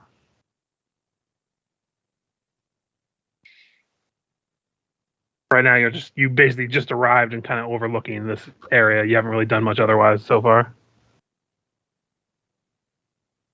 And did we see where those robed guys went? What direction were they heading? They seem to just be human-sized ones. They seem to have just been like picking through the debris of this area, and then kind of wandering off, looking through more space, wandering off again. You did see that they had like shackles and ropes and chains as they were like going through. I don't think those robed guys are going to give us any good information. They look like they're just kind of fucking about. But it could be easier to travel around more freely if we got a hold of those rogues. This is You true. can't see their faces clearly, right? Yeah, you couldn't really see their faces clearly. They just had something weird about them. So that's also an angle we could look at. And the Giants don't seem to pay those guys any mind, or they ignore them, or... When you saw them, they didn't seem to be in the presence of any giants, so it's hard to tell. Okay. I don't know. What do you guys think? Do you think finding Gugak is worth it at this point? I mean, if he's here, he's already like super duper prisoner, so that ship might already sail. Mm-hmm. All right. Might be worth Then- searching Possible elsewhere. that knows more about the city, but if he's alive, All right. So is this where our token is? Is that where we are? Yes. Okay. Like you're basically in an alley overlooking this clearing. Maybe not even an alley, probably just in one of the dilapidated buildings to kind of stay out of sight, but still have vision on the whole area. Do you want to continue deeper into the encampment here? I feel like if we did, not all of us would be able to go. Not all of us are especially stealthy.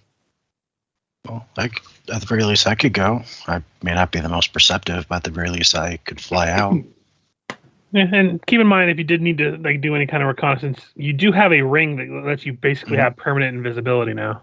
Yeah. And Gork has a 22 to stealth. I'm looking here. I thought I had it lower than that, but no, 22 to stealth. If we wanted to, I could cast up to. Well, I cast a couple Phantom Steeds. If we wanted to fly above, we're less likely to be seen. I would say that'd probably be a little bit more obvious though, because you wouldn't be able to maintain an invisibility sphere and the steeds and keep in like perfect unison like you would be able to walk on foot with them. Mm-hmm. Because it's a radius around you, the steeds would only be able to kind of stay within the radius. Yeah. All right. Then I mean, something I could do then. Well, let's recap what we know about the giants. There are some with runes that are obviously going to fight us no matter when or where we encounter them. Yes, they're like Yeah. mind controlled. Maybe half of the others don't even want to fight, might help us. If Gygax has spread the word, we'll just skip over that. Don't count on that. Then there's the fact that they're all down here. And is there any reason why we need to mess with them? Can we just bypass the giants and go on and look for Foxcroft? Well, we know that he's in his big gold tower next to his face. Yeah, but isn't that way up those stairs? I'm kind of losing how the map's built out. But So aren't we, if you like, want to down zoom in out on the alley? map, if you were looking at it from when you were first coming into the cavern, if you're trying to get to the building that looks like it's near the top tip of the mountain, you would have to go all the way up and into this path here, which is about 30,000 feet. So quite a ways away. And right now, these giants are where on this map? Right around here? Right around here is the encampment. This little empty space right here. Yeah, so if we just stay underground and go up through the Undercity, can't we just bypass all these giants and go on about our way? It's a theory. I don't know for sure. Lead up there, possibly. It's just a matter of we want to try to recruit allies. Yeah, Yeah. mostly he might know more about things in the city worth Look, avoiding. I just think it's going to be very hard for us to actually find them when we can't even walk around freely and talk to people here. Mm-hmm. Maybe we take the time, if it's that important, then to work with that dream spell again and give him a way to signal us. What? Oh, I Are you think we send him- suspect he might be already captured or held prisoner. At least I do, because Well, I mean, we you knew- know. You would know that he already was captured, and they're trying to lead a resistance to escape capture. Is what you would have known when they explained it to you before. Gotcha. Oh, so he should be confined somewhere. If we So- use the arcane eye to find like a jail type situation. Yeah, if that's Well, why we're talking about I- doing an infiltration of this camp to gather information. We're not really thinking about a full scale assault at the moment. Yeah, Okay. you'll have to forgive me. I'm not good at explaining it. Like what I was trying to explain is this whole camp looks like it's like a slave labor camp. This looks like this whole camp is like giants that have been captured and are being used in service of the ones that are in charge. Okay. If that makes sense. It's kind of why I'm saying maybe we should target and just strike and take out the ones with the runes and depart, and then maybe the resistance gets a little bit more help. Might be a good way to have an introduction to the resistance. You know, I did do a lot of military training back in Muldoon, and there was always something about reconnaissance before, but I like your idea. I think we should just strike now. Lucille speaks up. I mean, if Rish has got the arcane eye already good to go, or we have that ring of invisibility, maybe it might be worth just looking before we leave. Boring. Yeah, I have no problem. I have no objection to scouting out ahead. I'm just saying that once we get a little bit of recon, and if it looks good, then let's go for it. If not, well, reconsider. Sounds good. Yeah, I guess I'll try to scout with the arcane eye first, and we'd need to camp prep spells again for me to use dream. So Yeah, I think we can put the pin in that one. If he's captured, doesn't really matter. Okay, so Yeah, if cast he's captured, we Arcane Eye. can't organize a meeting place, which means he knows what he needs to know for right now that we're coming. Mm-hmm. Okay, so what are you doing with the arcane eye? You're just kind of scoping out the encampment. I believe that's the plan. Are you Yeah. doing anything in particular with it, or kind of just doing a general scan of the camp? general scan, if I see anyone that looks like they might be. I mean, I don't think I can hear through it either way, so it's not like. Is there any special Try to features? Yeah, there we go. Pledger will ask you to maybe try and get an idea of what the dynamics are with the giants here. If there are like some giants that are clearly like, slave driving the other ones or something. Gotcha. And it sees exactly the same kind of vision you would have, if I'm reading it correctly. So you just have dark vision and normal vision, right? Does he not have the whole arcane sight thing going? I thought that was like a permanent thing, so that's why I was asking. That's a separate spell. Gotcha. That's why I was just double checking before I elaborate on what you see. But otherwise, go ahead and, if you're looking for the from what you described, perception and a sense motive, like Rish in particular, yeah. Okay. So looking around, you do know who you're looking for is supposed to be a stone giant. So you kind of focus on the areas that have a lot more of them, because giants being giants, they're very insular with their communities. So even if they're all grouped together, they like to stay when they're in their little niches of sub races. You're looking around through prison. Yes. You're looking around through the camp itself. And with that sense motive, you do actually come across, as the rune giants that seem to permeate the camp kind of come back and forth between it.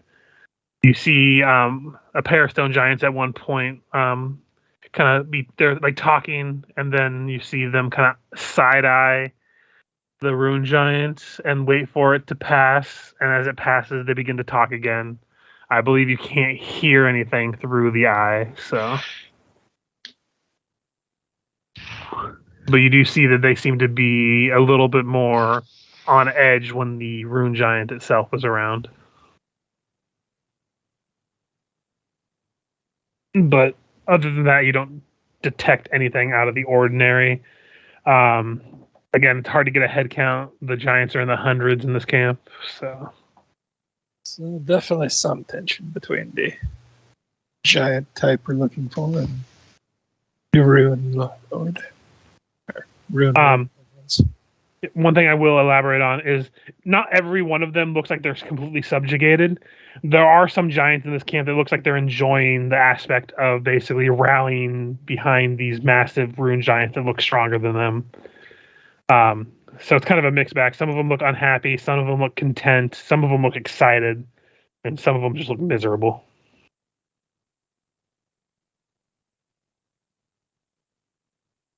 Definitely looking for the miserable one.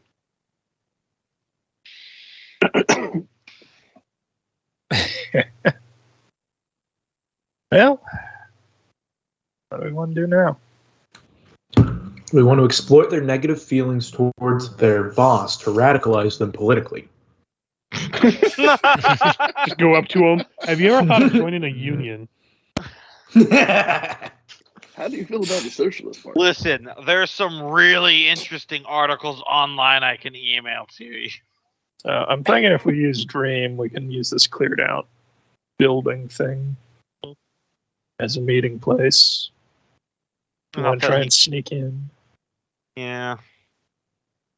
But at least we know that they're right about the stone giants. We don't know which one we need to find, but a stone giant is at least a lead. Or we could just continue going north and see what else happens. Yeah, I'm not trying not to hold your hand for this, so you guys can do whatever the hell you want. So, you guys want to take on these rune giants here in this encampment? I'm down for it.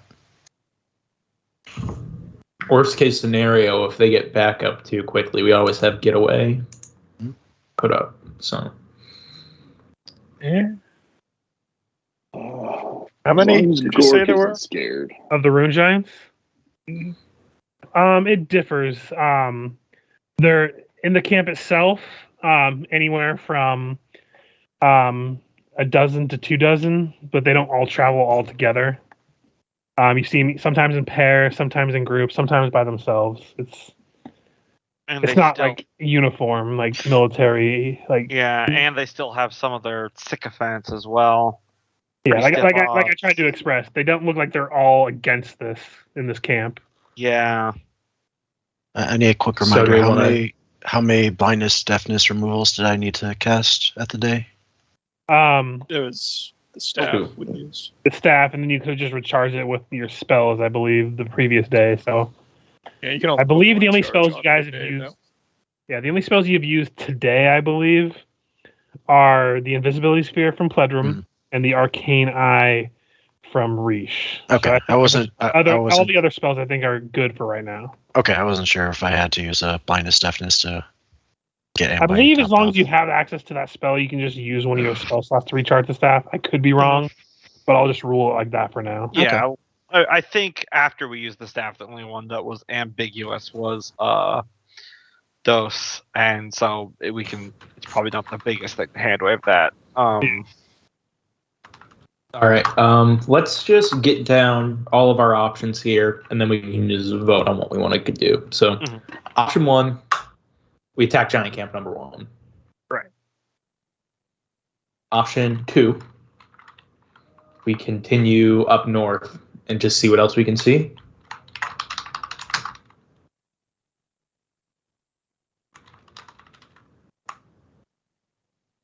Anyone else have any ideas? I'm kind of at a loss right now. Option 3 is to sneak into the giant camp to try to talk to one of these disgruntled stone giants that we identified. rather than just whipping out our dick and charging straight in there. If it's a dick measuring contest, I really hope the Giants are more equipped than you all. Otherwise, they're going to be compensating for a lot of things. Could explain why they're all so angry. Well, giants are like fish. The females just lay an egg and then the male fertilizes. Gross. You would never see that coming with giants. Anyone else? Or we just teleport past all this? We can just walk past it, really. Stop blocking us. Yeah, I think that's kind of continue north. Kind of ignore this camp for now. Yeah. We can have him start a riot and we jump in, kill everyone.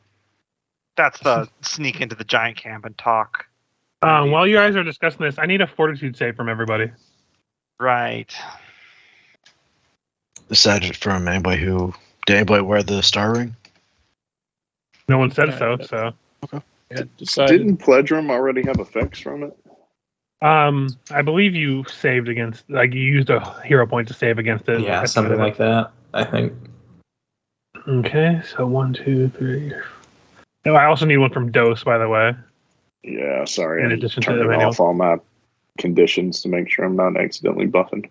Mm-hmm. Come on. Like, the save isn't too high right now, but it does get progressively worse as you go, so. And if you fail, then it affects you more. Okay, so you all managed to resist, so it is now up to, I'll just tell you, a DC 19 fortitude save to resist every 4 hours. Or no, every 6 hours. Got that ring and something called Potions of Peaks, which I can imagine what that does. Yeah, the Elixir of the Peaks. Yep. All right, so... yeah, looks like we got 4 options up there right now. Any other ideas?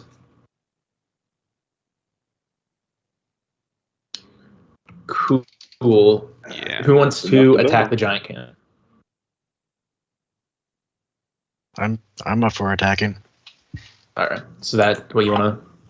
But out of all these other options, is that the one you want to do?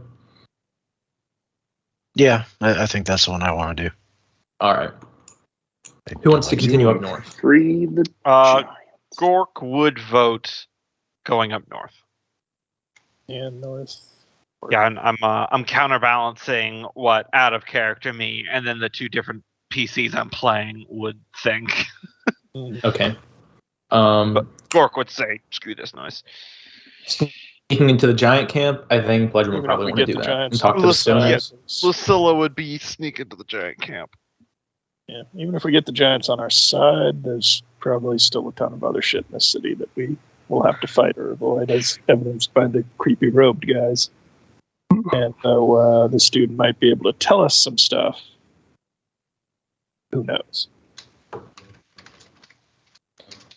Because, And someone's been here a while. Who wants to wait and use Dream and see if we can meet up with QGAF that way? Cool. So it sounded like we had 1 for attack the giant camp. Was it 2 or 3 for continue north? 2. Manuel 2. says continue north 2. So 3. 3. Okay, so it looks like we're continuing north then, because I think... Sounds like it. Yeah. So when did we become a democracy? Well, we were just taking a long time to decide what to do, so I just thought, what's the best way to... Yeah, and like See what we I'm get out of not what we trying to wanna hold do. your hands or anything, so I want. Oh yeah, no, your it's all decisions good. yourselves. So the question now begins: how are you guys heading north? Because again, you could try to stealth. The invisibility spheres can work, but only for a certain amount of time. Because it is a substantial walk, even for like 10 minutes per level. Eventually, that would run out. Yeah. I mean, Gork can use survival because he gets bonuses to tracks and stuff to try to take us through non-normally patrolled areas. So with my invisibility sphere, it would last about 2.5 hours Yeah. at Can level 16. Are the underground passages a way that we could go without being seen and not have to be invisible? You would Or have. is that just where we were? It's basically just. It's not a big, expansive thing. It's basically just this area right here. Okay. It doesn't go all the way because they did explain, like last session, I think I mentioned that they slowly expand their tunnels, and they've only expanded them a certain point because they have to dig through this previously molten the rubble and all that stuff. Yeah, I didn't know if they had gotten down into the sewers too. No. So just let me know how you wish to progress, and we can address the situation. I say my survival method. Everyone go with that? Well, Yeah, what about I can- Reese? Couldn't you just teleport us up to that big mountain up there that you can see? Maybe. Could be all sorts of magical barriers, though. Yeah, let's speak Actually, up. I feel like that's the exact kind of thing that Karzog would expect. What about that mountain up there? And he'd point at like where the map takes a bend, and we could bypass at least 125% of this map.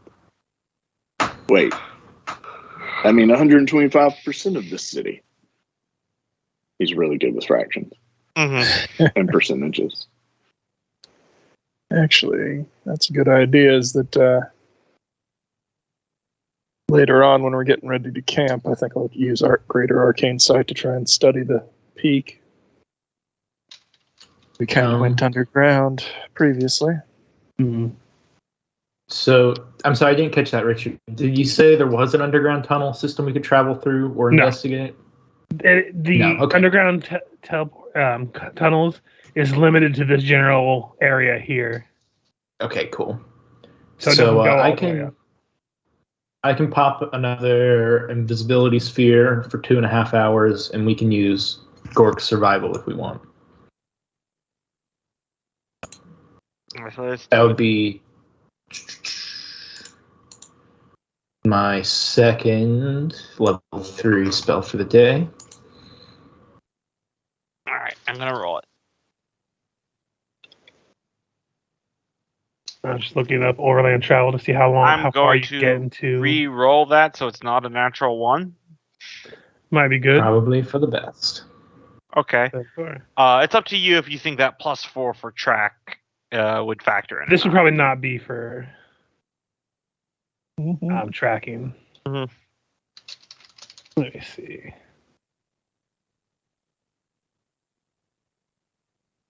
These are also good options, Reese. Yes. I say let's do a little bit more recon of the city, just in case there's something else. Like, oh my god, the impassable pit of fiery force damage. If only we have the amulet of pit penetration or something. So here's what I say we do, and you guys can tell me if you agree. I've got 2 more casts of invisibility sphere I can do today. So we get to where we're going here. We see whatever's up, however far we can go with this invisibility sphere, and then we use the other 2 to get back out because we used 2 to get in, so it's going to take 2 to get out. And then we go and return to civilization because I do actually think these saving throws are going to fuck us after a while. Could be. Also, looking up the elixir of the peaks, it lasts 8 hours, but would let us not bother with the checks for a while. And we still have that ring that one person can wear. See if we can't find more of those in this city. Which is, another reason to maybe try and talk to the giant. He might know points of interest. But yes, exploring.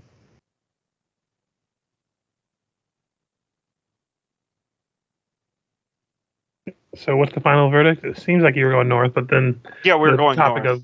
Okay. Well, the topic of returning to civilization got brought up. Yeah, we're thinking maybe after we move gotcha. north. So yeah, because you're moving tactically, and you have to. I imagine you're not trying to stick to the main road. I imagine, at least. The exact opposite. Yeah. So normally a full mile would get you about up to here in the time you have. Mm-hmm. but Probably going, about half that. Yeah. yeah, like basically going through and avoiding the main roads, which would basically kind of get you like this. Let me move your token. You're trying to stay to the alleys. You get here over the course of the 2.5 hours you have of the invisibility sphere. Gork, you manages to lead you through some, like, sniffing around. You find the path that doesn't seem to have any traffic of anything that smells odd. No undead smells. No unnatural smells or giants of any kind of like humanoid odors. Mm. And you manage to get this far. Go ahead and roll me a perception for Gork.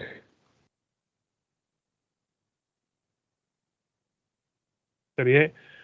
You do see, as you're traveling through, signs of rune giants occasionally passing through alleys a little bit adjacent to you, but not quite, so you're able to avoid them even noticing you.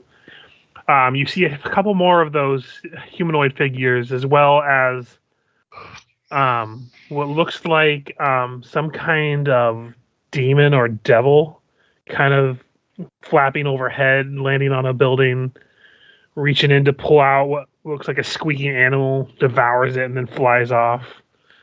Mm-hmm. You see what looks like giant red spiders, just kind of like, you all have to stop for a minute as you see these massive spiders kind of just, their legs reach over a building that you're adjacent to onto another building on the other side of the alley you're in, and then just kind of crawl over it and move on. You hear the leathery flapping of wings as you progress from farther in the north, as you see what looks like a massive dragon flying overhead somewhere in the distance. But you're able to manage to get there safely. Yeah.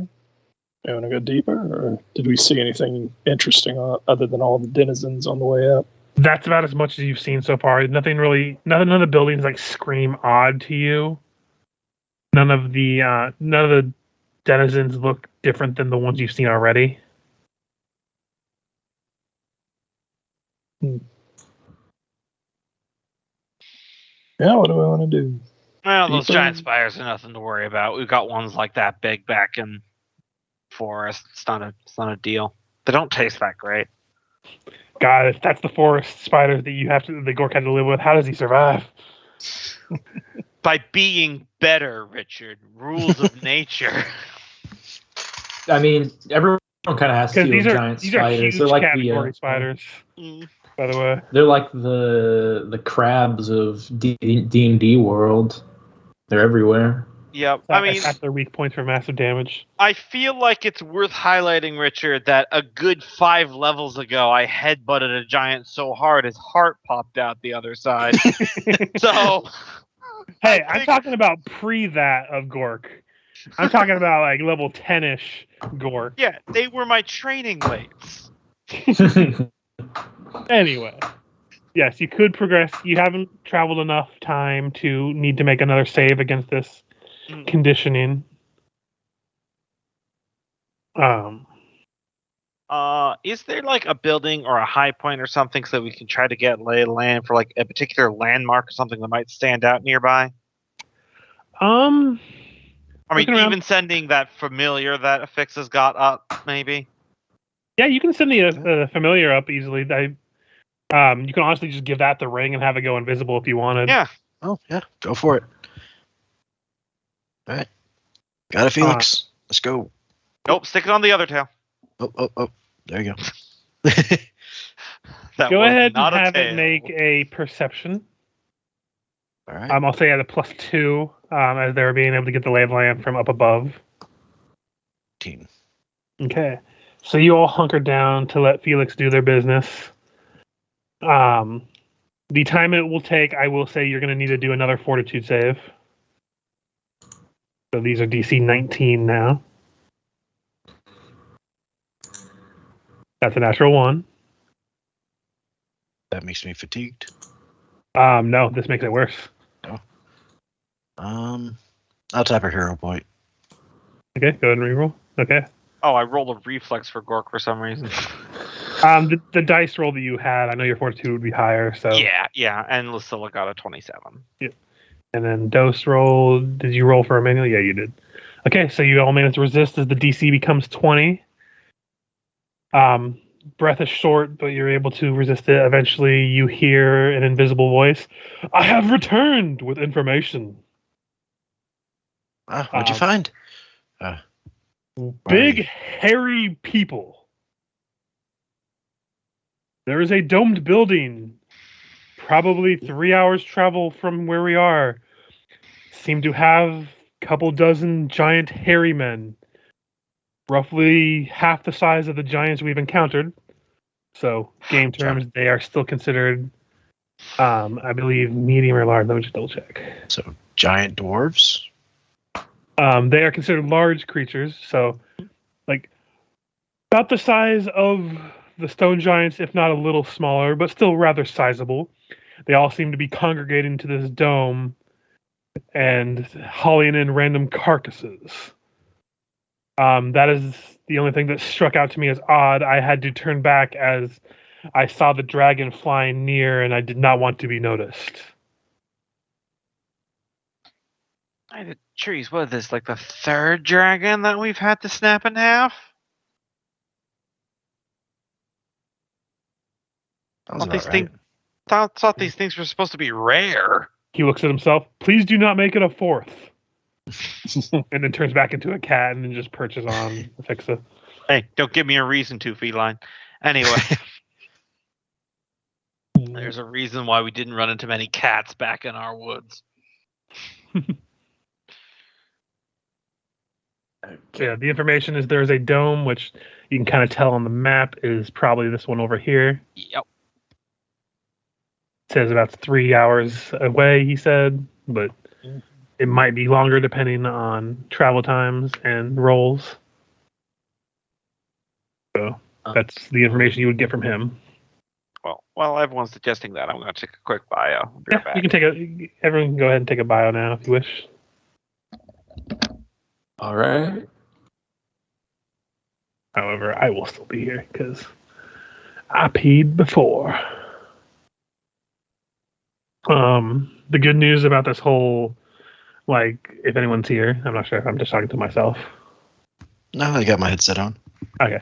I was going to say, the good news about the whole debacle that was the open game license bullshit with the D&D is that there's a lot of people who have been giving the second edition Pathfinder a try, which is good news for the gaming community as a whole, because not everyone's going to be just 5e. Yeah, I feel like this did a great job at, 5e added a lot of people to the hobby, and then this gave them the pull excuse this to really try gave other them, things. Yeah, exactly. Like, okay, well, out of spite, let's try this. And so I feel like this is definitely an overall good thing. Well, yeah, because someone was talking about it today. The Pathfinder Second Edition's beginner box is like an amazing tool to teach people how to play the game. Like, it's like by far and wide the best like beginner's box you can get for any system, apparently. I have to look into it. Yeah. What did you say? The Pathfinder beginner box? Yeah, the Pathfinder Second Edition beginner's box is like okay. I teaches people how. In the first edition one. Yeah, the It's second not edition that one great, to be apparently. honest. Yeah, the second one apparently teaches the people how to play the game at its most fundamental level. So, like, from the ground up, the DM and the players all get to learn easily, and they communicate everything about the game very. Do you know what the beginning dungeon in the Pathfinder First Edition ends with? Mm-hmm. A fight with an adult black dragon at level like fucking 3. Oh, Jesus. Yeah, I guess they want you to run away. But, like, these are new players. So they're not going to run away. They're going to want to fight the big lizard. But at the same time, that learns them that this isn't like a video game. If it's just because it's there doesn't mean you could survive it. I don't know if that's the best way to teach by sudden difficulty curve at the very end. Fair point. And also, it's got, like, normal weird D&D stuff that they probably should have accounted for, like You're in Yeah, this dungeon, and then it suddenly turns into a tomb, and it's like, why are there bodies down here? There's no lore for why this is down here. But yeah, the beginner's They box is don't really die nice because screaming. the physical copy gives you a bunch of pawns, a bunch of like guided character sheets for like learning how to carry characters. Like to the point where Paizo must be selling it at like cost or just slightly above that because it has so much shit crammed in the beginner's box. Yeah, the one thing about the first edition Pathfinder beginner's box, the module that comes with it is not that good, but they give you so many of the cardboard cutout tokens. Yep. Just like sheet after sheet of them, which is very useful. The physical box also is designed to hold other rule books, and it includes a DM screen apparently.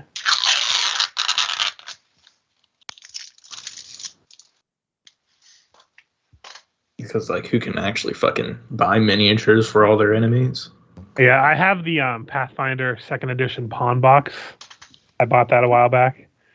Mm-hmm. So I have like all kinds of tokens and stuff if I ever need to use them in person, which is nice. Yeah. It's just, finding games in person is kind of hard because, hard to find good groups in general. Yeah.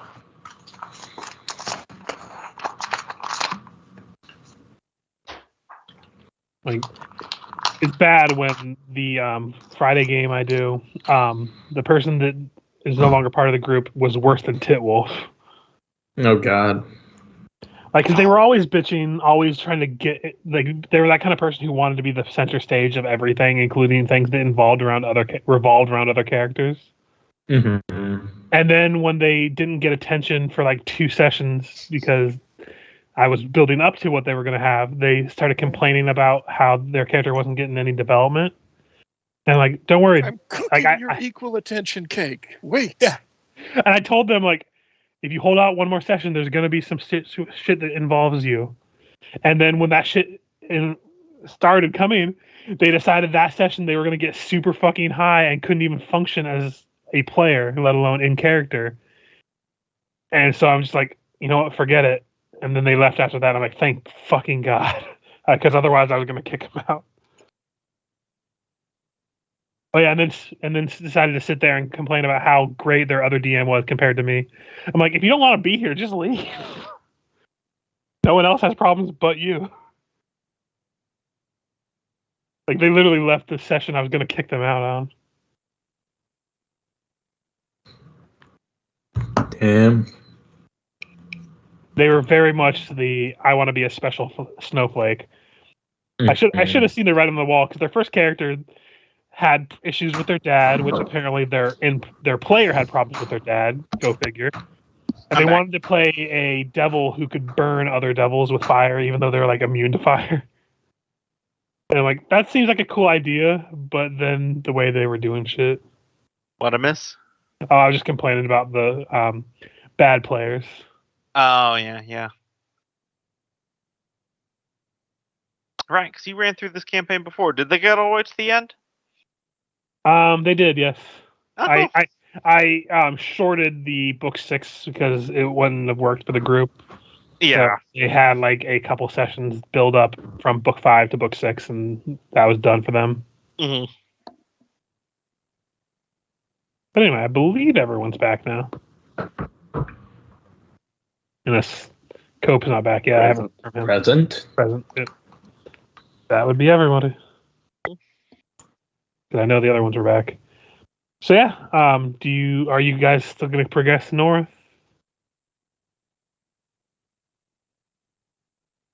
I mean, Gork's good for a little bit longer, but if everyone else wants to teleport back to civilization, he's not going to argue against it. If that dome, if we can teleport to it, it's a good landmark. But that's more for the return trip. Mm-hmm. Yeah, like you haven't seen it. I mean, I've personally. got 2 more invisibility spheres, so I can get going. As long as we can teleport out of here when we're done. I will tell you, it'll probably take both of your invisibility spheres to get to the dome, unless you're going down the main road. which presents its other issues. I can guide us there, so it's just up to what everyone else feels like they're up to doing. Yeah, I'm just waiting for the answer. Yeah. I mean, No I'm one's I gonna guess get we keep going until it doesn't work, right? If it ain't broke, don't fix it. Guy ever? Okay, so you continue heading north. Who's leading the charge, and how are you traveling? Like, is Gork just going to do another survival to kind of keep you off the path, or I mean, I don't mind doing that if people want me to. Yeah, it's wasn't working. sure if it wanted anyone Alright. else wanted to? Yeah, so go ahead and roll survival. 24? Very nice, and go ahead and roll perception as you're traveling. 34. So as you progress further north, Mhm. let me see, because I'll just treat this as the 2 uses of invisibility sphere that's going to take you basically to here by the end of it. Because you're going through back roads, having to go circumvent through blocked passages and everything else. It's not really a straight line as it is. Mhm. The dome does begin to come in within sight, but you also see, even at the distance over here towards the north in this area, you see massive like vines and roots that seem to go over buildings and around things. Even from the distance, you can see these giant, massive roots, and you swear, if you stop and look at them, you see the roots writhe and move. And as you progress, you actually do have to hide from what looks like giant, shambling mounds of moss and grass that kind of travel through. You see, at one point, one of them come in contact with this ogre, and as the ogre swings its maul, you just see the moss just encompass its face before it just starts dragging it to the north towards this overgrown field in the distance. Can Gork roll a knowledge of nature? See if he recognizes anything? Yeah, roll knowledge nature. 26? So Pretty you know low what roll. this? Yeah, you know what this would be. It Mhm. it very looks much like a shambling mound, Yeah. but it is It looks. much bigger. Mhm. Like you see it at a distance, but this is probably a gargantuan shambling mound. Like it towers over these buildings, so when you see it at a distance, it looks like normal size of a shambling mound. Mhm. But then you see it kind of push buildings out of the way. These fuckers got into the Nutrigrow. Shambling mountains, yes. But you did remember that the giant told you to very much stay away from the tangle, and you can kind of see why at this point. Mhm. But at this point, you can see the dome in its distance, and with that perception and the survival, you're able to stay off of sight as you see these giant furry creatures kind of traveling to and from the dome. These would be Because Lucilla can always do a roll to identify as well. yeah, I'm just trying to make sure what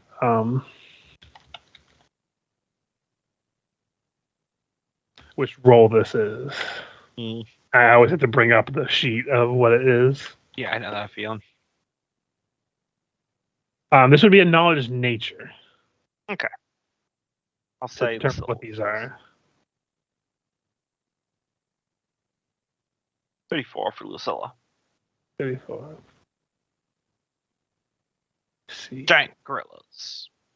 Identifying them would be DC 10 plus the monster CR. Almost their CR 24. Because you roll a 34? Yeah, then you're good. Mhm. These are abominable snowmen. Nice. Yes, they are Remember, abominable guys, snowmen. bumbles bounce. They seem to be living in a community over there in this dome. You see maybe half a dozen as you're watching it. And I can actually, you're close enough to the dome now. I can kind of give you the flavor of the dome. Mhm. You see an immense dome of stone that rises at an elevation at the end of an elevated road. The structure seems to stretch out 500-600 feet before it's capped by another dome that seems to add another couple 100 feet to it. You see grandiose arches and open, decorated buildings sides that seem to allow access on all sides to this cavernous dome. It looks like you had to imagine That's what that they it called was me like, in high school. you have to imagine this was like an Dome? artistic monument of construction at the height of the city, but now it seems to be used as almost like a cave for these snowmen. Do any appear to be a humble bumble? No.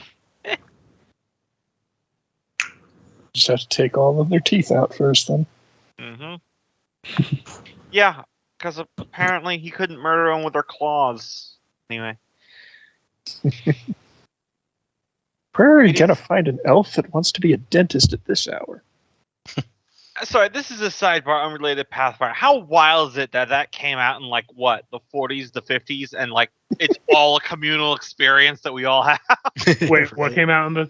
That Rudolph movie. Oh yeah, I love that movie. Like, Claymation. I know, so do I. But like, I'm just saying, how wild is it that how long ago that came out, Right. and everyone, that's like a communal experience that we all. Yeah, Oh, yeah. this year, just for during Christmas, we wanted to watch some Christmas movies. Mhm. So me and Laura watched A Year Without Santa Claus. Mhm. If anyone's ever seen that one, Long time ago, if I remember.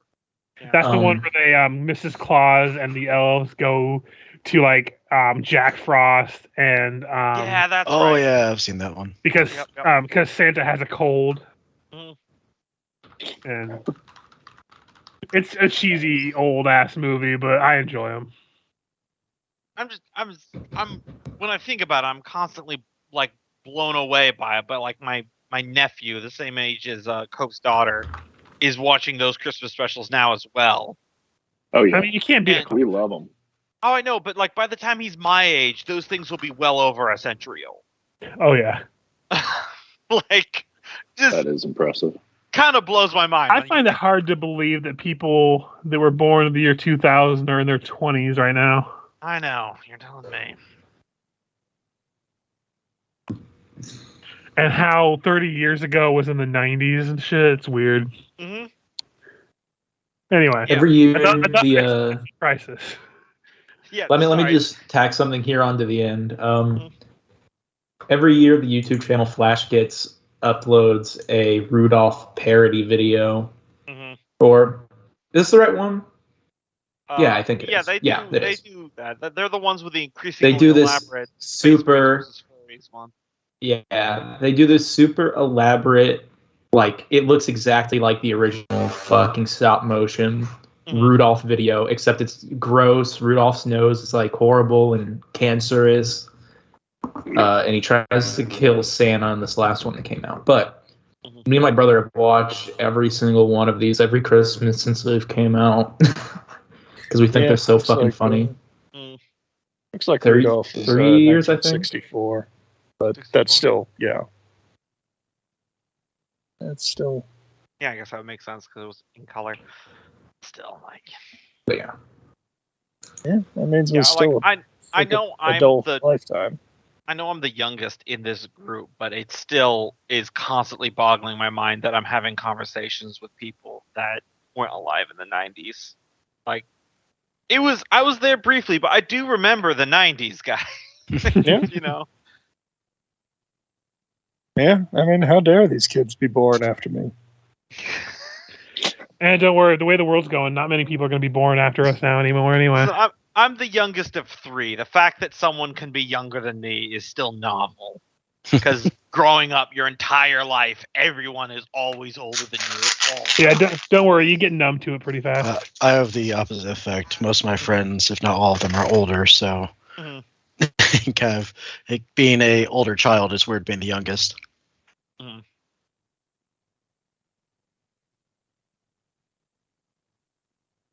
So yeah, there's a dome of snowmen. What you all Yeah. doing? Go kick the shit out of them. There's what, 6 of them you said? Half a dozen? I think we can take them.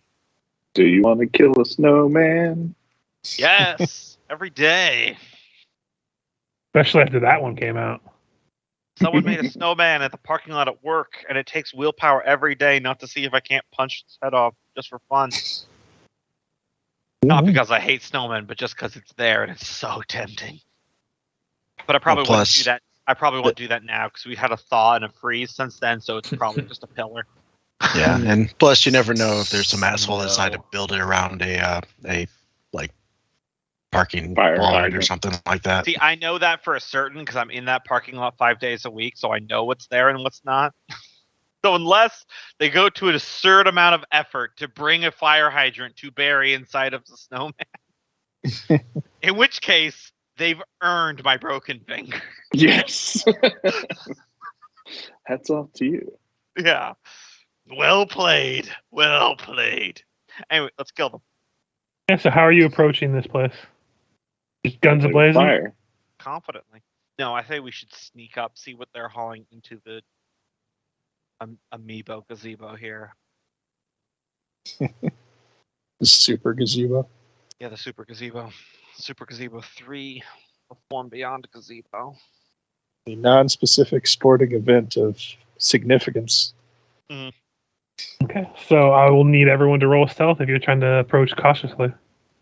Still. Well. Fucking shit! I think I'm out of points because we cap out at 2, right? Yes. Yep. So I capped you out at 2. Well, let's see what Lucilla does. 14. Yeah, she should probably get that ring, guys. Oh, Emmanuel. Oh, good. I'm not the only one. So what really happens is it's not so much you bungle at just remaining quiet. As you approach, you begin to realize you're crunching on something, and it's making a lot of noise. And you realize they've put a bunch of fucking old ass pottery all over the ground that makes a lot of noise when you step on it. Gork, it doesn't hurt your feet because your feet are callous as fuck, I'm sure. Yeah, and werebear. Yeah. But you do hear some growling and shouting inside the dome. So you know your cover's blown fairly well at this point. Fuck it, I turn into a bear. Okay, I will bring you into a map. Yeah, gravity bow. Ice bitches. It is a large map. Yeah, we probably need to roll initiative first before we get. But we do have a +4 bonus to this, if I remember correctly. Yes. So you'll have to probably make a a buff for that or something. Yeah, it's There's a slot right next to it. Okay. Oh, there is? Oh, yeah, there is. Forgot about that. Aha. Progress. Oh, it didn't add reach to the initiative tracker. Oh, and then it didn't take for mine to haul. That should be 18. It's a big map, so you'll have to forgive. Damn it, no. Here we go. And there actually is more than 6 in here because you came during the day. There is 9. I've just got to make sure not to fall asleep during this combat. Uh-oh.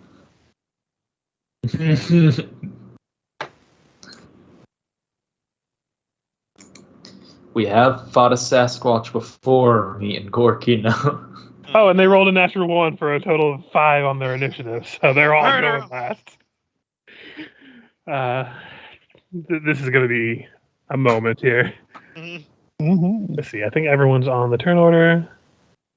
Sending. Do I have any yakety sax combat music? Is it going to be? Are they that comparatively weak? We'll find out. Everything is too weak.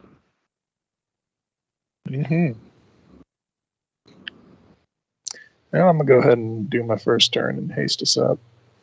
Since I can only imagine they're initiative. making Chewbacca noises. You're all hasted up. You see them. A lot of them beating their chests like gorillas. It'd be sad. we will not be intimidated by angry carpet. It enlarged me. I'm going to be just doing a normal bear, not a dire bear. I just gotta. God damn it! I have to zoom in. Hold on a second. Yeah, I I understand. hate how they took away those arrows on the sides of tokens. Oh, you teased us with a goddamn it, cat. Where is that goddamn cat? Oh, he's sleeping. He's fine.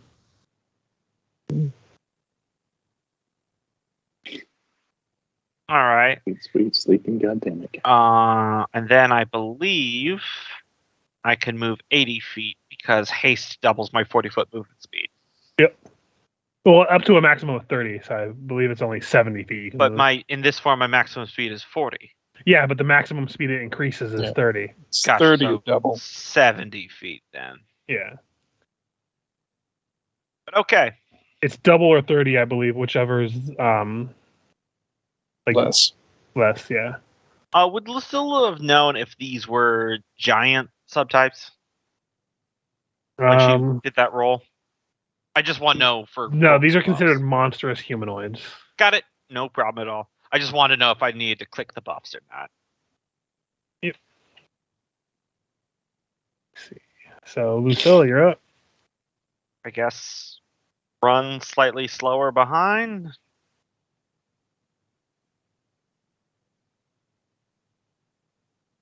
My turn. That was a Yeah. double move. Well, you have haste, so that would have been a single move. I'm gonna keep it where it is. I don't need to be on the front line. Gotcha. Fixa. All right, I will follow after. I draw off my buffs. Actually, no. I'll go ahead and use angelic aspect, and then just move up.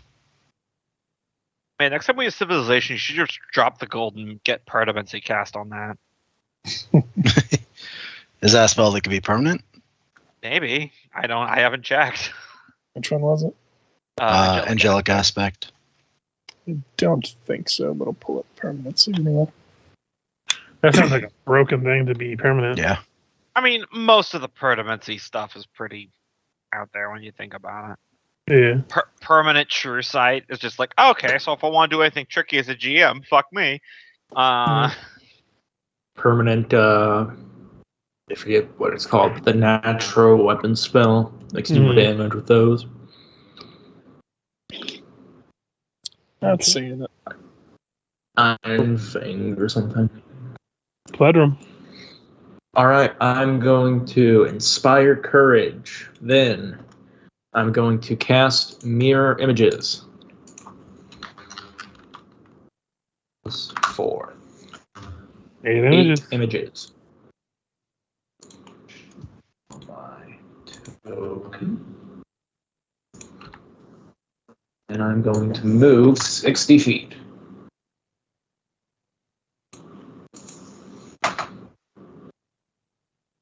And that is my turn. Gotcha. Then it is Emmanuel. All right. We didn't get that buff round off, did we, before the No. combat? Okay, so no need to waste it. Yeah, because we definitely didn't have a surprise round. So we're inside the big thing? Yes, you're inside the big dome.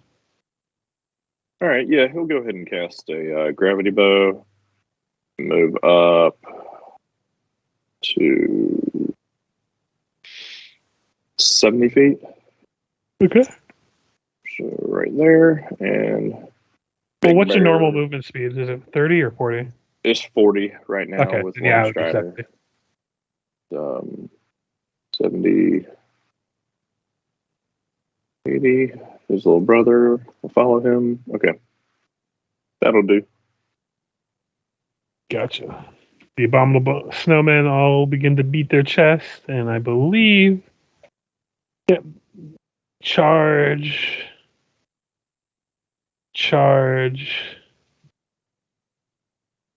can only double move.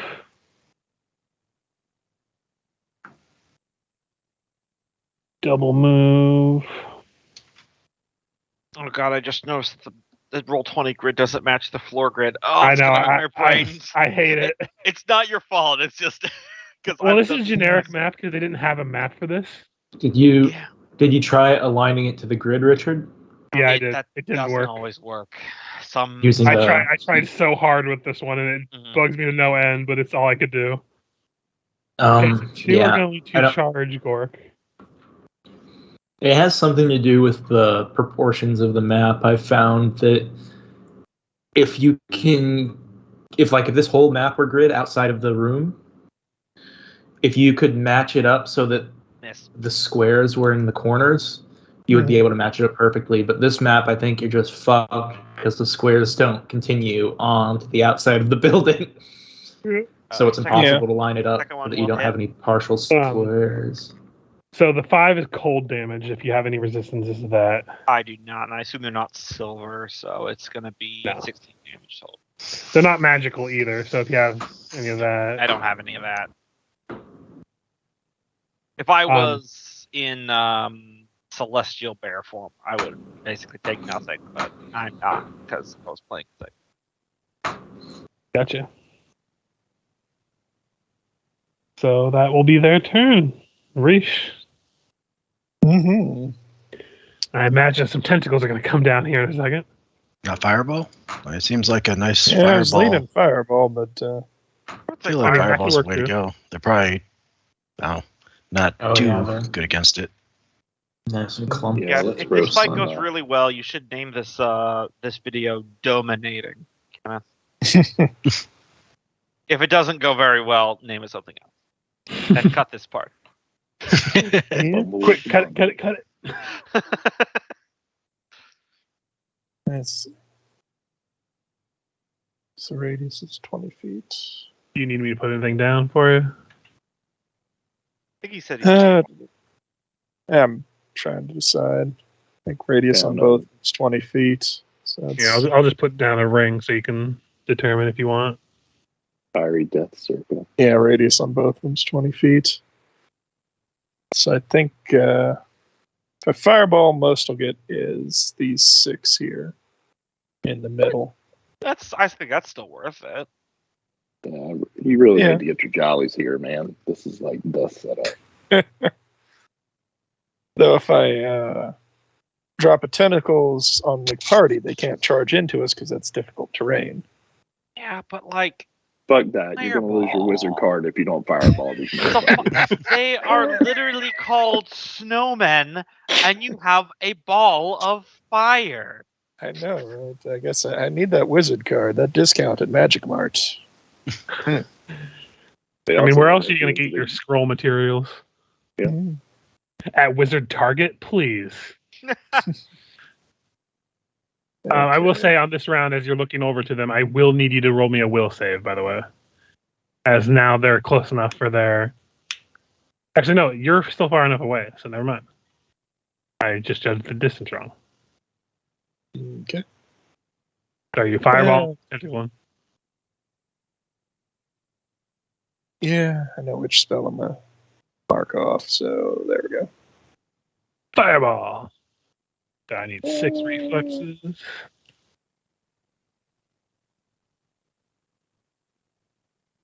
And my upcast at DC wise 23. So this one over here passes it and will take half, which means he'll take full. The other ones will all take double. Do it. Happy birthday! Yeah, 80 damage is a nice Yeah, way to start none a of- fight. None of them look happy. They all look in pain.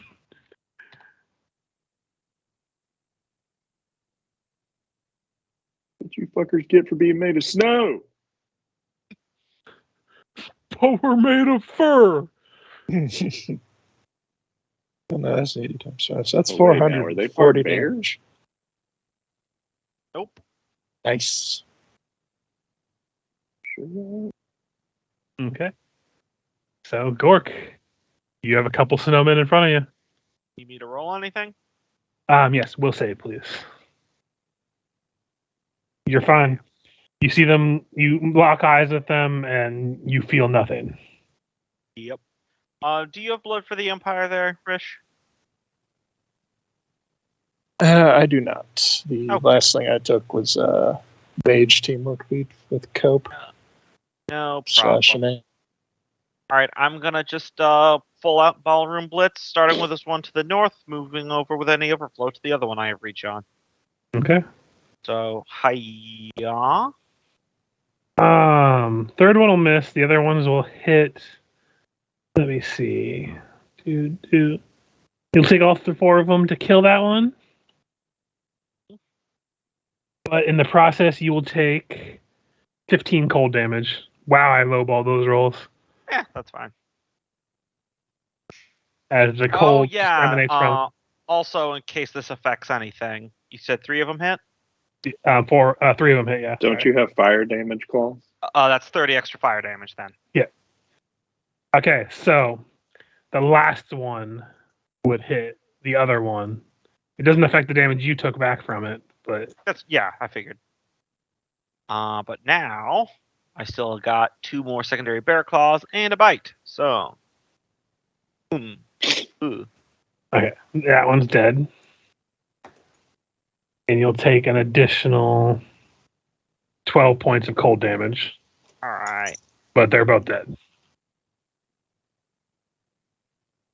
Man, if I had gone Celestial Bear form, I would have been taking like 2 points of damage from those due to the cold resistance. Or actually, no, it's 15 at this level. I would have just been straight tanking it. Oh, well. They don't look like they're going to be much of a threat. Yeah, that's why I said, oh, well. And it's not going to be that big of a deal. Yep. Lucilla? I will run up next to Emmanuel here, and I will slide into full defense mode to give him a +3 to his AC. Then as a swift action, I will perform Swift Aid to give him +2 to his next attack. There you go. And not a single resource was expended. I fix it. Support character. Right. She would be way more powerful if she hadn't died. I would have been able to like use an action to let people take an attack off turn and stuff. That'd be nice. All right, I will go ahead and use Blessed Weapon on myself. Gotcha. And then, This feels like overkill at this point. Yeah. But it's a first level spell. I've That's got fine. 5 those spare. You don't need to turn Super Saiyan 3 to fight Spopovich. Super Saiyan 1 is more than enough. Is no kill like overkill. Kaioken is more than enough. It's fucking Spopovich. All right, make it there, and that's my turn. Gotcha. Never knew that. So we'll name it Spopovich Crater. I didn't know that was the name of that character until Michael told me, and now it's like my favorite fun fact is that there's just a character named Spopovich. Spopovich. Okay. All right. I'm going to 5-foot step here and then bladed dash. I believe traveling through this square. Yep. Let me hit this dude. So it'll be like 2 All times. right. So first attack on the first one I come in contact with, That'll hit. and second attack. Definitely hits. All right. First attack damage. Second attack damage. These ones And weren't injured that's before, but they my are turn. now. Gotcha. Emmanuel. All right. Berenstein. Oh, God. Grids. Going to 5 foot up. He should be 15 away. Yeah, you're good. And then, or 10 away. And then full attack. Hit, and dead. Oh. I'm gonna go ahead and start stacking these ones over here. And Manuel. Stacking the bodies. Excuse me. He'll shoot at this one farthest away. No. Yeah, sure. He'll shoot at that one farthest away. Put up his swift action, put up his aspects, if I didn't say that last time.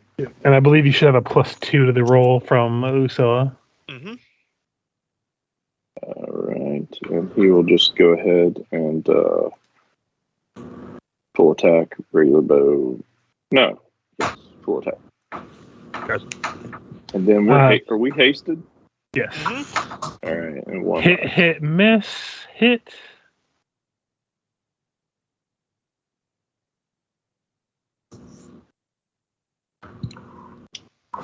Still up. And finally, they live. They actually get to do something. Let me see. What's the reach on this guy? Okay. So this one's going to 5 foot down to reach a fixa. This one's going to 5 foot over to be able to reach pledrum. And these ones are all going to charge dose.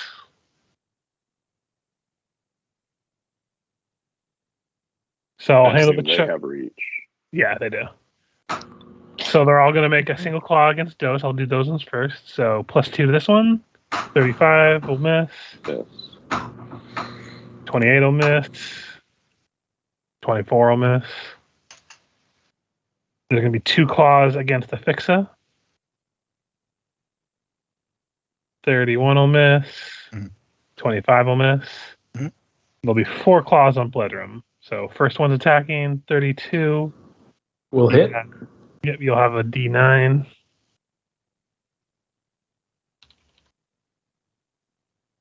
Pops an image. Second claw would hit. Pops another image. Next one, 24 will miss. Yep. Last one would hit, but pops an image. And they just shred through a bunch of your images, but you remain otherwise untouched. Ha ha. And I somehow imagine they're not going to get many more attacks. But Reese, you are up.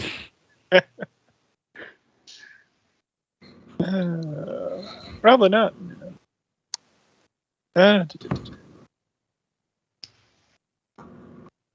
Okay, we'll do that. Reese is safe way back there, just watching the fireworks. Mm-hmm. So I did not set up a thing for this, but it will be selective at heightened 2, and I'll upcast it to a 26 DC. Okay, So so I'm using first a off, fifth this level one's slot. dead. Well, it's gonna cover them. Okay, thought you were attacking that. I got them mixed up. I'm pretty sure Gork can handle them on his own. I forgot those ones were alive, to be fair. So one next to a fixa fails. One next to him will fail. Fixa one next to him will also fail. So let's see. That is 64 to all of them. They're up. But why bother at this point? But they are still up. God, Richard, you just want us to end the encounter now? Oh no, I'm talking about their morale. No, I know. I'm just having fun. Gork. I'm a firm believer that in no matter what level, you occasionally need to have an encounter that's just kind slaughter. of like letting the player characters be like, yeah, look how good we got. I'm gonna. I mean, fight to be fair, a lot of this book is like half that, half hard Yeah. fights. So I only got range on one of them, so bye-bye. and he's dead. like you just bear claw through him. Mm. Put him in the corner. Do I take any of that cold damage? Yep, you take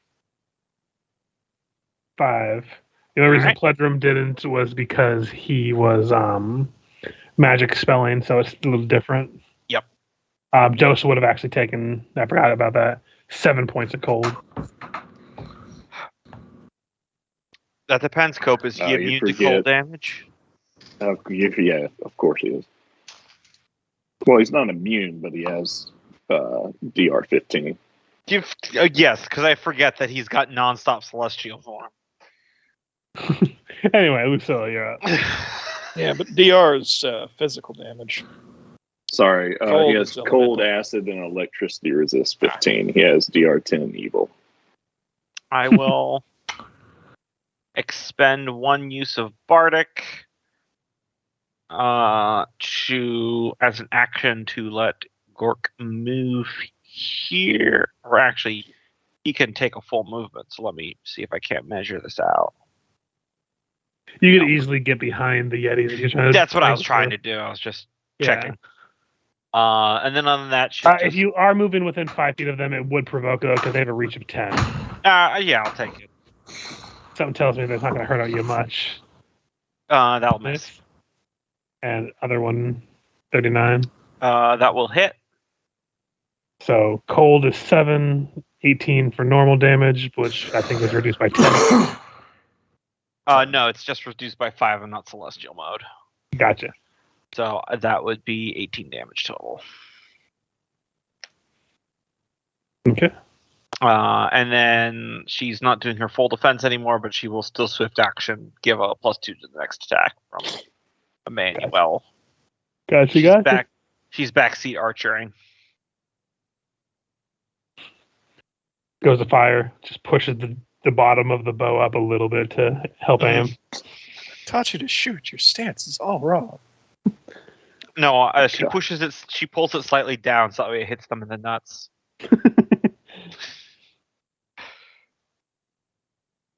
Butters, you don't shoot them in the dick. You shoot them exclusively in the dick. Are you 5 foot up? Step. Yep, Just like Triceracop. See how this do. I imagine this dude's not long for this world.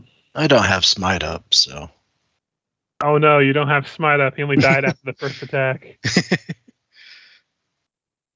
Oh, can I use my? Oh no, I took a 5 foot step. 5 foot. So. Yep. Okay. That'd be my turn. Gotcha. Pledrum. All right, gonna 5 foot step here. If I kill this first one, I should have actually asked this first. Can I move the attack to the second one? Yeah, I allow that again unless you're doing stuff that like can consolidate for DR purposes. So. All right. So starting with the one to my left. Gotcha. Hit. Let's see. Calculating. Okay, the first 2 will kill that one. Move over. The other one will hit, not kill, but you do have a haste attack still too as well, I believe. Yeah. And that's it. Highest speed, yeah. That'll hit 44. and kill. And then ice damage. Minimum damage would have killed that one, so. Okay. Emmanuel, there's not much left for you. Wait, the ice damage. Actually, look at that. I rolled 33. I rolled 33 damage 3 times in a row. So you would take 17 cold for Pledrum. That's just the sheer cold that emanates from these creatures damages you when you hit them. All right. That's got to be like good or bad luck or something. They're dead, so I think it airs on the side of good luck for you. 3. Which one are you attacking for Dose, Cope? I can't hear you. Start with the one on the top. Gotcha. He's dead after the first 2. All right, shift to the one on the bottom for hits. First time it's actually been hit, so it's still up. Jesus Christ. Okay, he's just dead. Why do you keep rolling them? They're dead. Sorry, that was delayed. Dose is not the one who would just rip apart somebody, so. That was him eating. Oh, he thought that one had a cookie in its pocket. Ended up it was just its hip. It was just its penis. Oh. Dose's inner monologue is just Cope's voice. Nature fun fact of the day. Abominable snowman penises are round. Don't know why you know that, but anyway. It's like a tuna can. I don't know where to take that. You take that to your grave. Yeah. That's where you take it. Yeah, I was waiting for the comment. You don't take that at all, my friend. All right. Yeah, you're able to quickly dispose of these snowmen. They are just a heap of corpses on the ground. So why did we kill all these snowmen? Practice? Luthor, now we have this fancy dome area to teleport in and out of. That's covered and not directly visible. So what do we want to do now? Do we want to go back to town? Oh, it would be the easiest way to work around the thin air thing. Gork is currently melting all the abominable snowman bodies with his fire claws. Oh, that's weird. They don't really melt. They are still creatures. I burned them to bits. I could be in Okay, this air form for so an hour. So 10 hours later, you finally managed to turn them all to crisp. Knight should camp out to make sure he's not more of them coming back. Not that we're challenged, but wouldn't be as good if teleport back into middle of the pack. We teleport back in and there's like 20 of them. That'd be Standing great. around. What the hell happened in here? The other one's like clearly a cooking accident. Look, they're all burned to smithereens. Yeah, you're able to clear the camp. Not clear camp. Clear the dome. Inside, you just see that, like, all they have are like little hovels that they lived in. Like they're like divots that are like built into the walls of this dome. Are you sticking around to see if any more come by? As Gork returns to a humanoid form that he can speak in, I say to Pledgem, all right, so for the record, I ran in and they attacked me first. So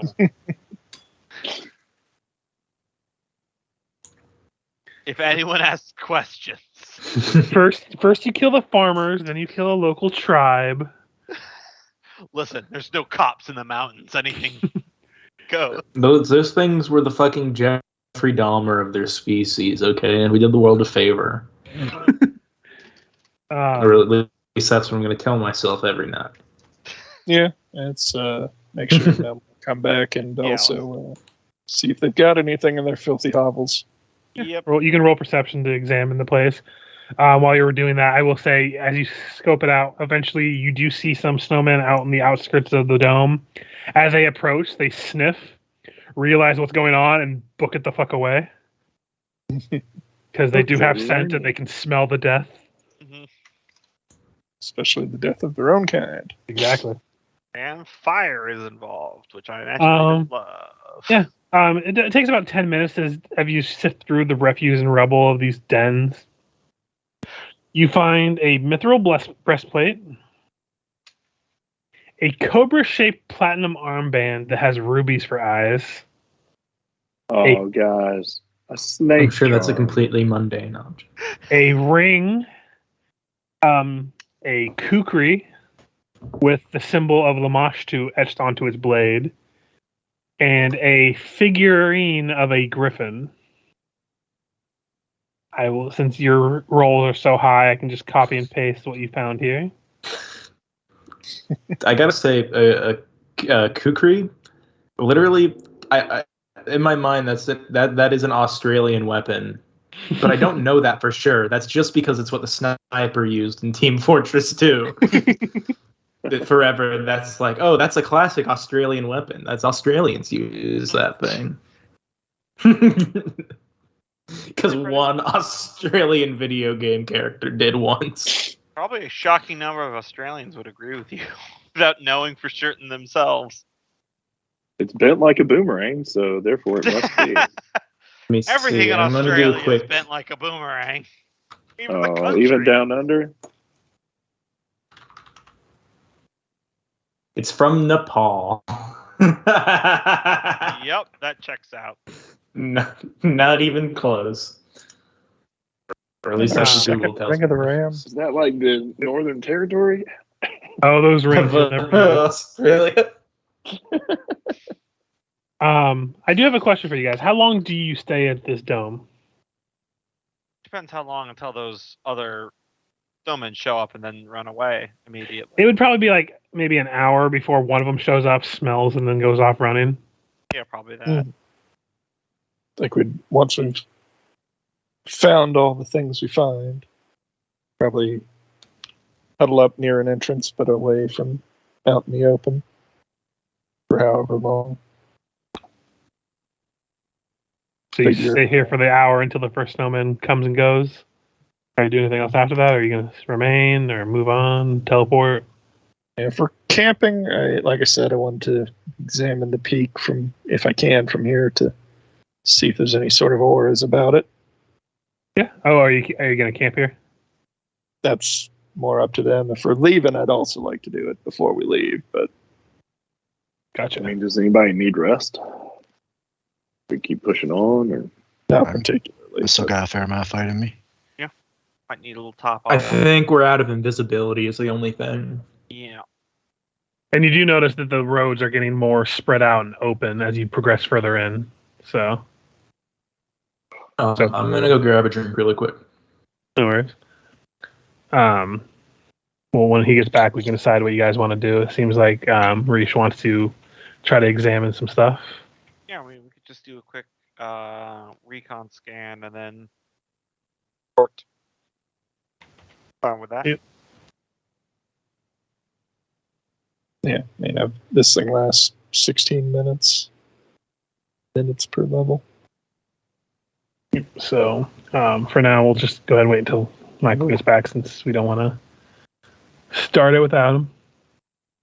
So the OGL thing got resolved. If you missed it. Yeah, I saw that. We were actually talking about it while you were gone. I'm like, the Oh, best yeah. thing that came out of this is people are willing to try new systems now. Oh yeah, 100%. There was some legally questioning whether or not the OGL is actually needed or not, but the people that bug me are the ones that were harassing Wizards of the Coast about the OGL thing now, and now they're sassing them for backing down. That's just the internet in a nutshell. I know. I'm like, you literally badgered them into doing this, and now you're like, oh, cowards. Like, I'm sorry. People just bother me sometimes. Mhm. I did enjoy that one of my favorite developers, Cubicle 7, they do hammer stuff now. They were Mhm. making their own 5e content, and then this whole OGL thing happened. And then they had an announcement. They're like, we're pleased to announce we're making our own system, C7 D20. It's going to be a D20 based RPG that's 100% compatible with all 5th edition products. I'm like, those cheeky fuckers, they're just sticking a sticker on the outside of the book, aren't you? It's all the same stuff. You just put a different logo on it and it's legally good. Because you can't trademark gameplay mechanics, so it doesn't fucking matter. My fucking biggest issue with the whole thing wasn't even the OGL. Like, they buried the fucking lead. They were wanting to take D&D Beyond and make it a virtual tabletop. Yeah. Fine, that's fine. But then they were like, gonna have a battle pass thing going on with it. I'm like, no. Yeah. That was my biggest issue with the whole thing. I mean, Was I'll not be the real. OGL thing. I'll be real. Even before all this stuff, I don't entirely get why people were paying $8 a month for D&D Beyond. I didn't, because you I don't don't really get it get either. anything free for it. They're like, well, you can store your digital character sheets. I'm like, you never heard of Mythweavers Or any other website? or a piece of binder paper? Or literally any app on a phone? Yeah, seriously. The only difference is you have to manually add some stuff because it's like trademark stuff, like subclasses and stuff. Oh no. Yeah. Like, and that's not even me complaining about Wizards. It's people who are willing to buy that. I don't think you can blame a company for selling a product that people want to buy, even if I don't get why people want to buy it. You know? Michael, when you get back, just let us know if you're here, because I don't know when you're coming back.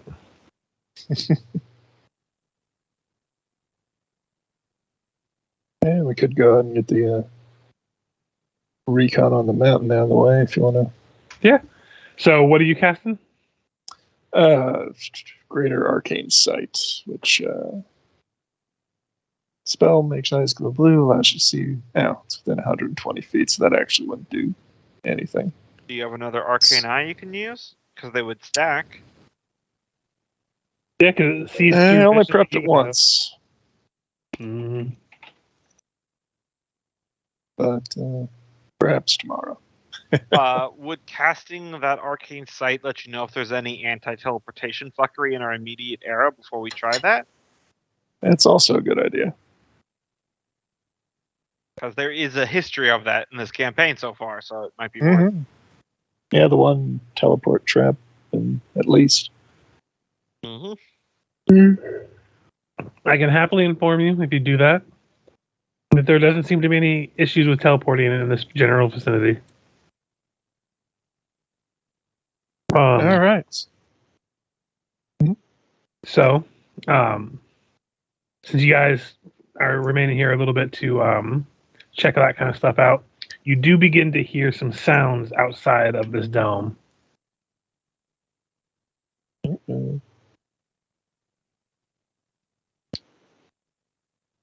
So, what y'all doing? Does it sound like a party? Do you want to roll perception to see if you can hear what's going on? Absolutely. I'll roll perception, but probably getting the wizard lizard just to take us out of here would be a good way to throw people off the trail. Those of you who speak giant can hear some rather large voices surround the dome. Block exits. We move in. And you hear some large footsteps begin to approach. Lucille turns to Roche and goes, well, maybe head back to Magmar now? Seemed good idea. Everyone grouped up. Mm-hmm. Everyone hold hands and clench your ass. I'll just go ahead and move you back to that map real quick to show you as you're leaving the sights you see. Do I need to shrink dose? Or are you strong enough now? This level. Do DOS. Go ahead and actually that's 5 additional. If I upcast, I think that'll be 6. Yeah.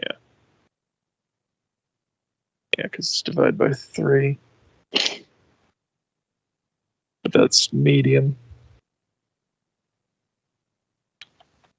So yeah, he'd still have to shrink. Okay. Turn him into a little statue. But yeah, as you're teleporting, you see these giants that stand about 32 feet tall. Ooh. Actually, no, probably more than that. Probably like 40 feet tall. I can kill him. As they come in with massive weapons. Literally the biggest giants your characters have seen so far. That's where the hurt is, those massive weapons. If I want to stick around for a round, I can cast Dominate. Nah, the last giant's had runes carved in them. We're immune to that. Okay. So you teleport away right when they catch sight of you. And you're home free. You are in Magnamar. I do the as we were dissipating, I do the universal suck it gesture.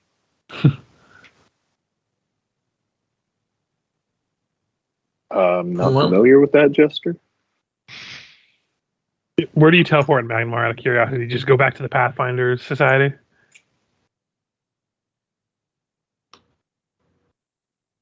That's up to the wizard.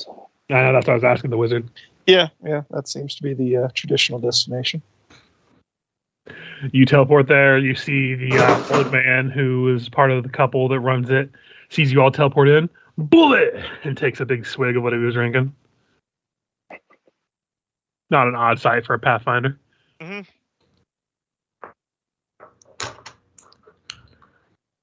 Well, we certainly did do something while we were down there. Mm-hmm. Up there, really. It's down from someone's perspective. Yeah, it's the first time in a while you've been able to breathe deeply. The cold, thin air is replaced with nice, warm, coastal breathing. Yeah, well, I've got Greater Arcane Sight going, and we're safe. I'd like to examine the necklaces a bit more to figure out, because it tried to interfere with my spellcasting back at the entryway, didn't it? Mm-hmm. It did. As you examine it, go ahead and roll me a spellcraft in addition. Like, you're going to get information regardless. 35. Gotcha. Very low by my standards. Still good enough. But as you're examining it, yeah, this does have a communication to the creator of said objects. It has a connection to them. It seems to be the closer proximity you are to Karzog, the more he can influence through the necklace. From voices, possibly to interrupting spell casting, maybe even casting spells through the necklace. Depending on how close you are to him. Muy bueno. Indeed. Yeah. So luckily it happened in the outskirts of the town. You're not sure how strong it would have been the closer you get to the massive building that's on the peak of the mountain. Mm-hmm. I'm going to suggest you don't wear that. Does seem like a bad idea, yes.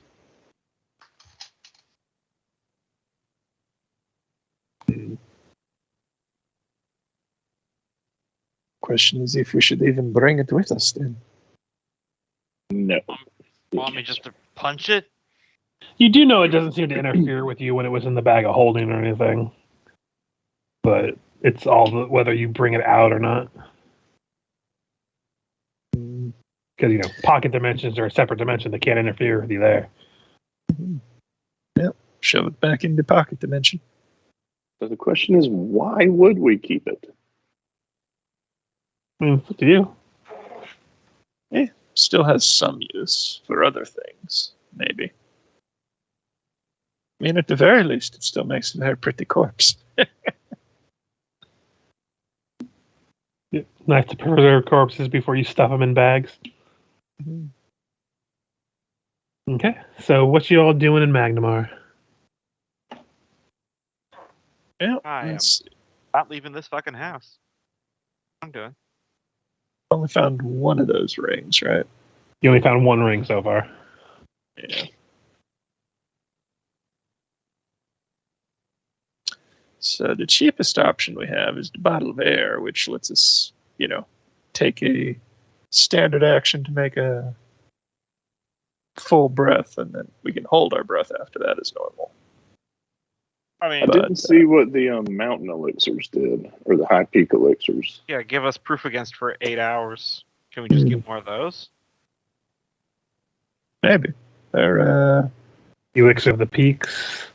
they're like Sells. It's about 2,500 per vial. I think if we're going to spend, it might be wise just to get something that cures the fatigue, and that way we can keep gambling and rolling for free, and if someone fails, then we can cure them. necklace of adaptation is also 9,000 at pop.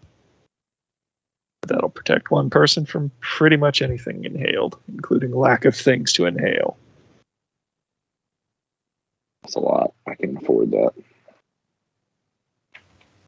Yeah, I've only got 3,000. Well, we did see a dragon up there. You think he'd loan us the money? Sure. Loan. That's the word. Yeah, we find the dragon and he says, yes, I'll loan you the money, but at a very aggressive interest rate. Very aggressive. How aggressive? The UN is putting sanctions on.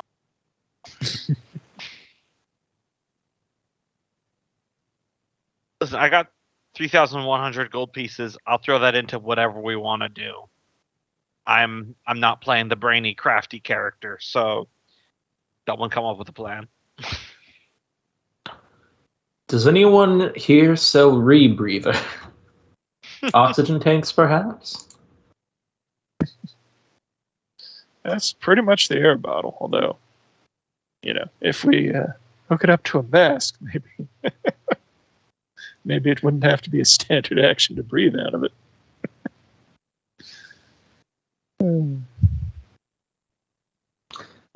Well, what are our best options here?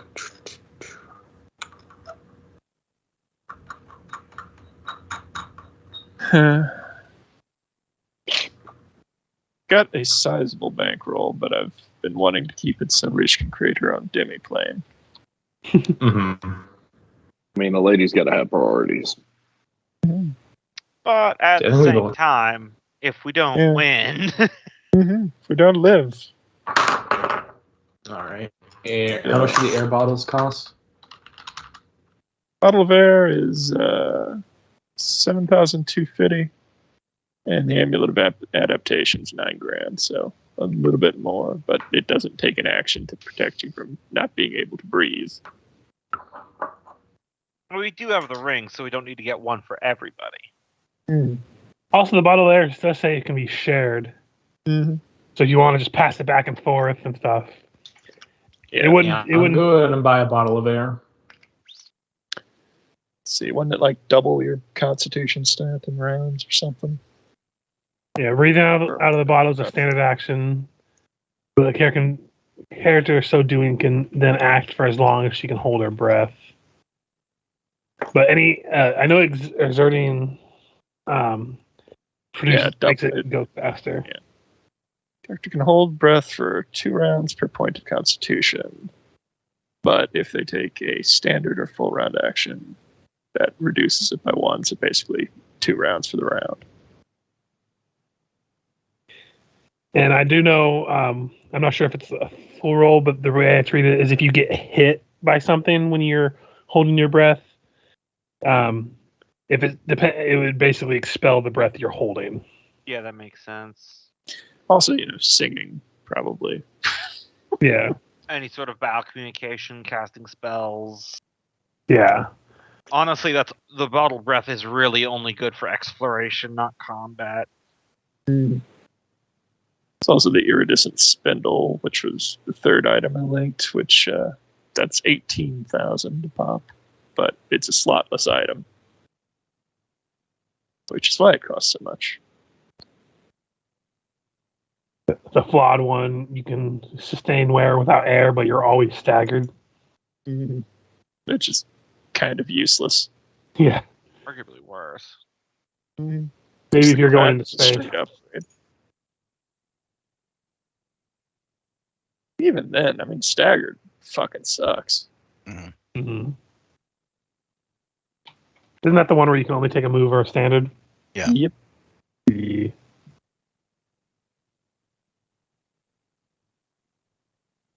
I mean, I've got a high enough fort as Gork. I can tank a lot of the stuff. So if you guys just want to get one more expensive options for some of you guys, I can just kind of hold on for a bit. Yeah, well, how much higher up did the peak go? Because, I mean, that could get to be an issue later on, but I guess we can always return if it does. You can always roll a knowledge nature to kind of determine if you're determining like how high things go and all that stuff, or geography. I'll roll one as Gork. He's got a good knowledge of nature. Oh well, Reach passed with flying colors. I don't care. I rolled higher. So you'll both know then. Yeah, this mountain goes very high. You're thinking by the time you get to the top, it might be what is considered the kill zone, where even bottled breath or not needing to breathe, you're not going to be able to have a good time up there without some kind of magical protections otherwise.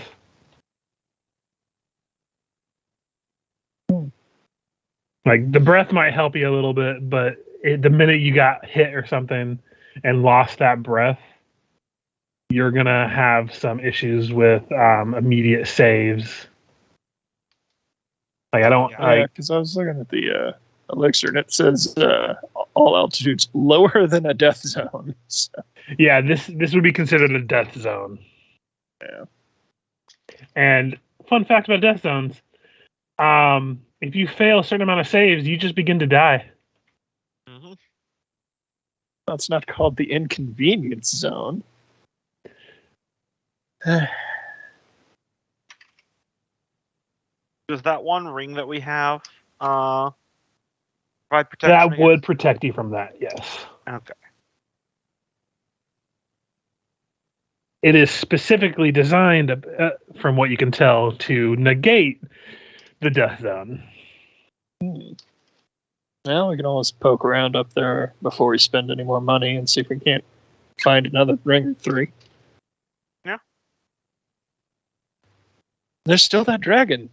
It's delicious, delicious horde. I thought you were going to say it's delicious flesh. I would be on brand. Also too. that, but you know.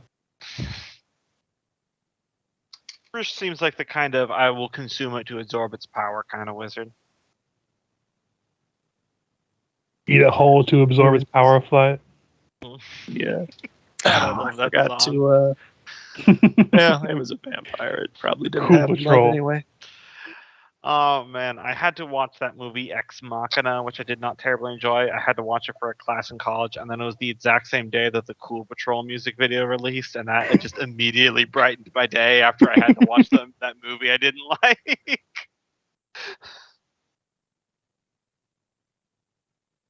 A movie that's like, what if life was pretentious and awful? And I watched the other ones like, yeah, eat a bird whole to absorb its power as flight, and then explode Mars with your magnum thighs. Like, yeah, this is better. Lord. Anyway, I imagine you're staying the night at Magnamar. Yep. What you doing after? I say we teleport onto the roof of that building. Just to You do know the roof is a spherical dome, so balancing on it might not be the best. Y'all got toes, don't you? Yeah, but most of them don't have quad toes. Ugh, fucking weak, fleshy 2 legs. Like, God. How did you evolve this far? Like, seriously, you've got, like, armor and swords just to do the shit I'm able to do naturally.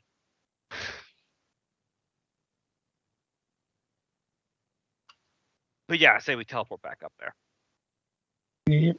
Plus, I didn't really familiarize myself with the roof of the dome. Guess since we're getting in on the end of the session, we can put off any shopping or anything. 85. Very Yeah, so close. you teleported there. If you do decide you wanted to buy something before next session we play, just let me know. Yeah, I'm basically out of money, so it doesn't matter to me. Yeah.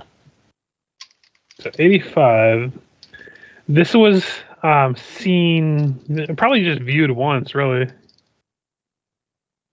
I mean, I will give you the generous one of seen casually.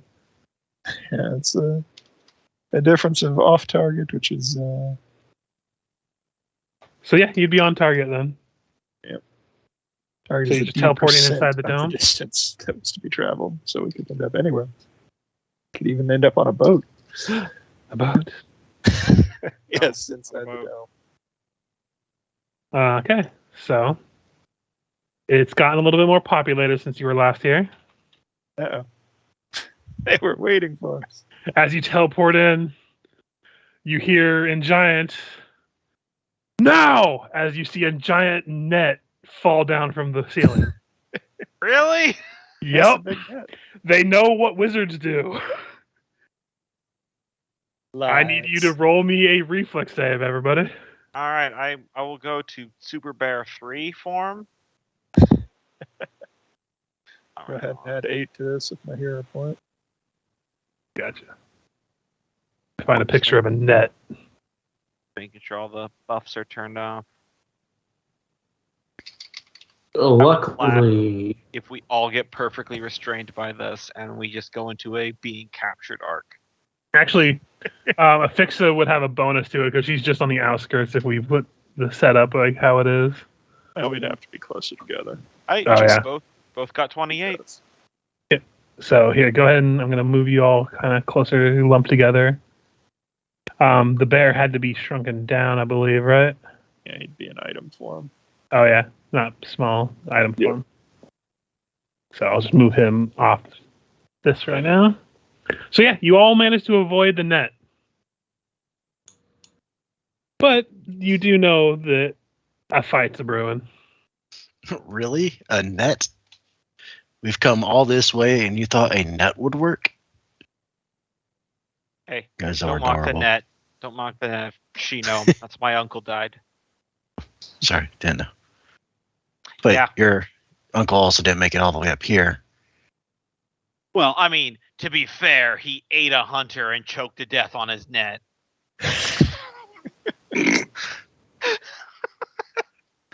And that's why we evolved. Wait, What? don't eat fucking hemp. Do we still have the +4 to initiative? No, because you teleported and they weren't able to guide you. Well, So- shit, but then I have to remove it from all the. Yeah, it's a little because you're not being Stop trapped. adjusting the initiative for a second. Yeah, it did make Okay. sense to me to have it. So Finally. Yeah, just because you had teleported, otherwise you would have. So they couldn't warn you about danger if you weren't there to be warned about it. like we land, the net falls to the ground, and one of the sculpts comes out of nowhere. Look out! There's a net. Okay then. So, Afixa, you'll lead the charge here, as it is. Don't mind if I do. Am I in charging range? Well, I'm not sure about charging range, but lead the charge of the party. Not quite. No. Damn. Okay. These guys look a bit tougher. Let's go ahead and toss on. Let's see.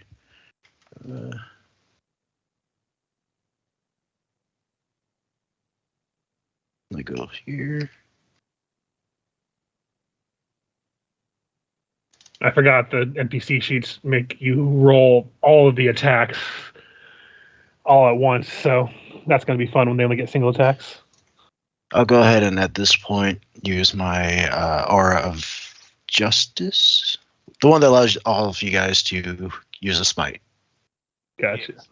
Is that something? Since it's not an action, it's a free action. Am I able to continue my move? Yeah. Okay. So it's 10 to get Oh, there. that's only a free action? Yeah. Damn.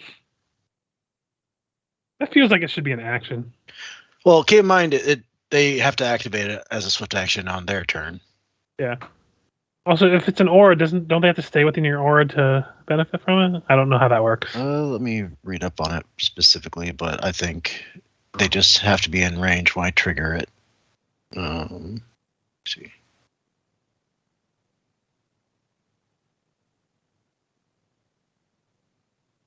Aura of Justice. A paladin can expend 2 uses of the smite ability to grant the ability to smite evil to all allies within 10 feet using her bonuses. Okay. Allies must use Within the 10 smite. Yeah, within 10 feet. Allies must use this smite ability by the start of the paladin's next turn, and the bonuses last for 1 minute. Gotcha. Using this ability as a free It's a action. small space to start, so that kind of Yeah. Yeah, you would have been all grouped together to teleport. So yeah, you're Yeah. fine. Okay. I always forget about that ability. That's nuts. Yep. It is nice. I'll get there, and then I will use Blessed Weapon. Gotcha. And I think that'll be it. Gotcha. Actually, I'll use a lay on hands on myself and use Sanctuary. So, Sanctuary's up. And that'll be my turn. Gotcha. Cloud Giant over here. Oh, there's Is- 3 Yetis too. I just noticed. Yeah. I'm just gonna double move over to here. Man, those guys need to get out of here, man. What are you doing? Gork. I super evolve into Celestial Giga Bear Ultra mode. Gonna go plus ultra. Mm-hmm. Solar Bear 3. Let's see, big form. Giant hunter stats. 'Cause Your HP should be back up to full, I believe, but it's set at yeah, hold on. Let me just make sure all the buffs are still in place. Well, okay. And did you say we had to? Oh wait, no. It's a swift, and I just used my swift to assume giant dance. So I will just use my standard action to move there, Gotcha. or my move action. You know what I mean.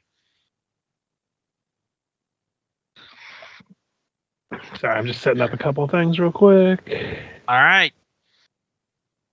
My dukes are up. My natural armor is on. Bring it, dickholes.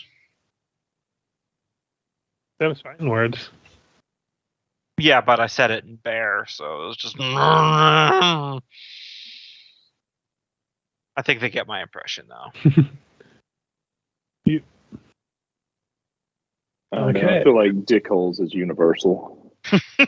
Yes, it's just snarling except for dickholes. I will be real, Dick. If I'm walking in the woods and I see a bear and it looks at me and says, dickholes, I am running. Mm-hmm. Absolutely. This one's stepping over to here. And let's see.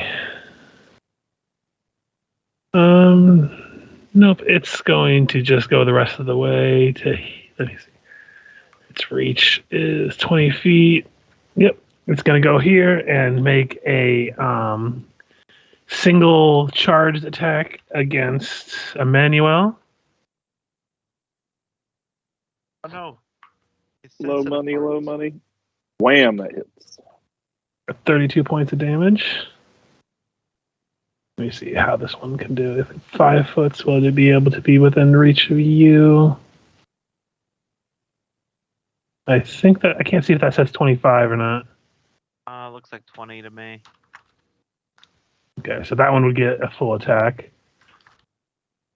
This one would have to move in, so it would get a single one. And my AC is going to be, hold on, because this is important to me. This is giants. Yeah, and they're using reach, because I have just out of reach. So hold on, let me double check.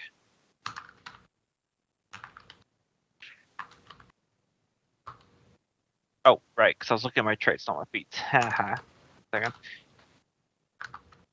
Actually, this one isn't going to full attack you. This one's actually going to get into a position here. Oh yeah, my AC is going to be 4 higher if they are not directly next to me. I always forget that's a thing.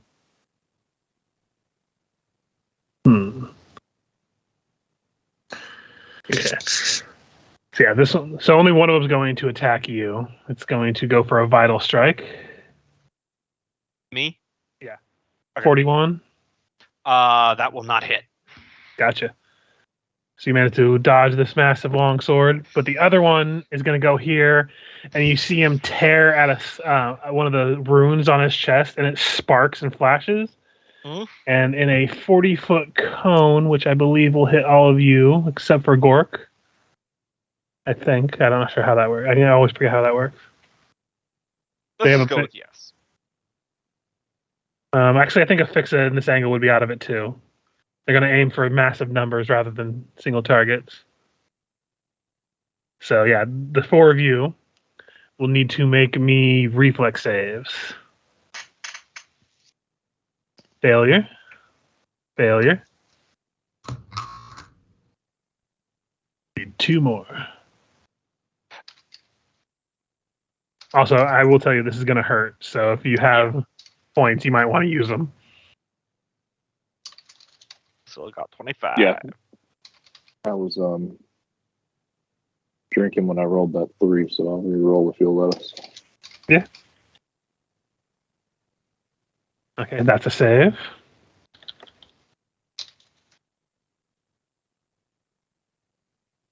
So I believe we're just needing one more. Pledrum needs to roll Okay. this reflex. For the note, either one. Emmanuel does not have evasion right now because he hadn't had his turn yet. Okay, Put so it you'll up. take half, which is still good. Pledrum fails. Okay, so I believe the only one that passes is Emmanuel. So there's going to be 2 damages. One's fire, one's electricity. The first one will be fire. The second one will be electricity. as this functions as a breath weapon. The shower of sparks erupts out of its body. So that's 38 fire damage and 26 electricity damage. And they can use that again in 3 rounds. Oh, that's Lucilla down to her last 8th. And this one is just going to full-on sprint to here. Okay. That's the Ruin Giant's turn. Emmanuel. This isn't going well. Do y'all still have the... does Pledrum have the feet escape route? Yeah. Okay. So he is going to move back here without provoking. Actually, before you guys continue on, well, sorry, one more thing. I forgot because they have a lot of things. Everyone who had to roll on that attack or that reflex, I also need you to roll me a fortitude save. As their entire body erupts in light when they do this as well. So 17 for Lucilla. okay, so far. Okay, all of you are blinded for 1 round. Of course. Did I get my reroll asked before that? You already I was used saying one that earlier actually. in another fight. You only have 2, so I think you already used one before this fight. I have not. Have you not? Okay, No, so he you hadn't used one tonight. okay, you can re-roll then. Okay, so you were not blinded, but the rest of you are. Anyway, continue, Emmanuel. So no one's going to see Emmanuel running away and leaving all these people to die?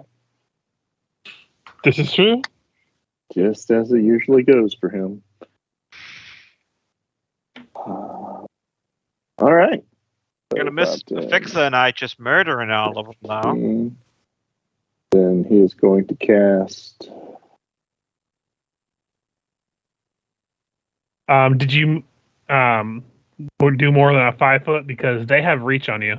Well, he used escape route around Pledrum to get around to his other side, and then moved from there.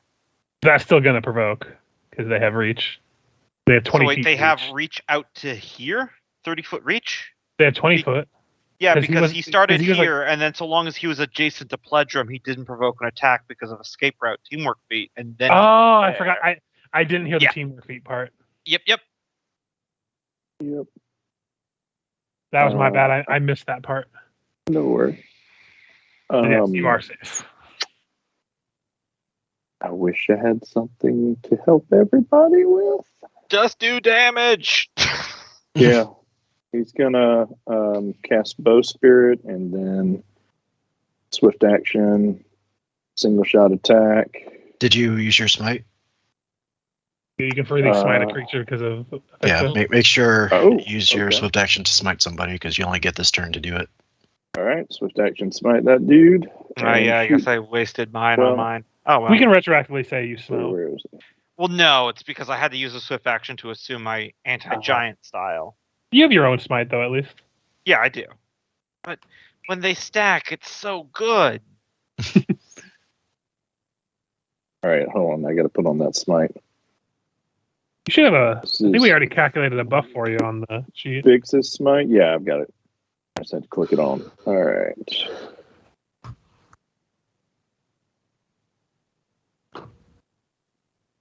And one shot from the Bow Spirit. That hits. Looks like it hurt it a little bit.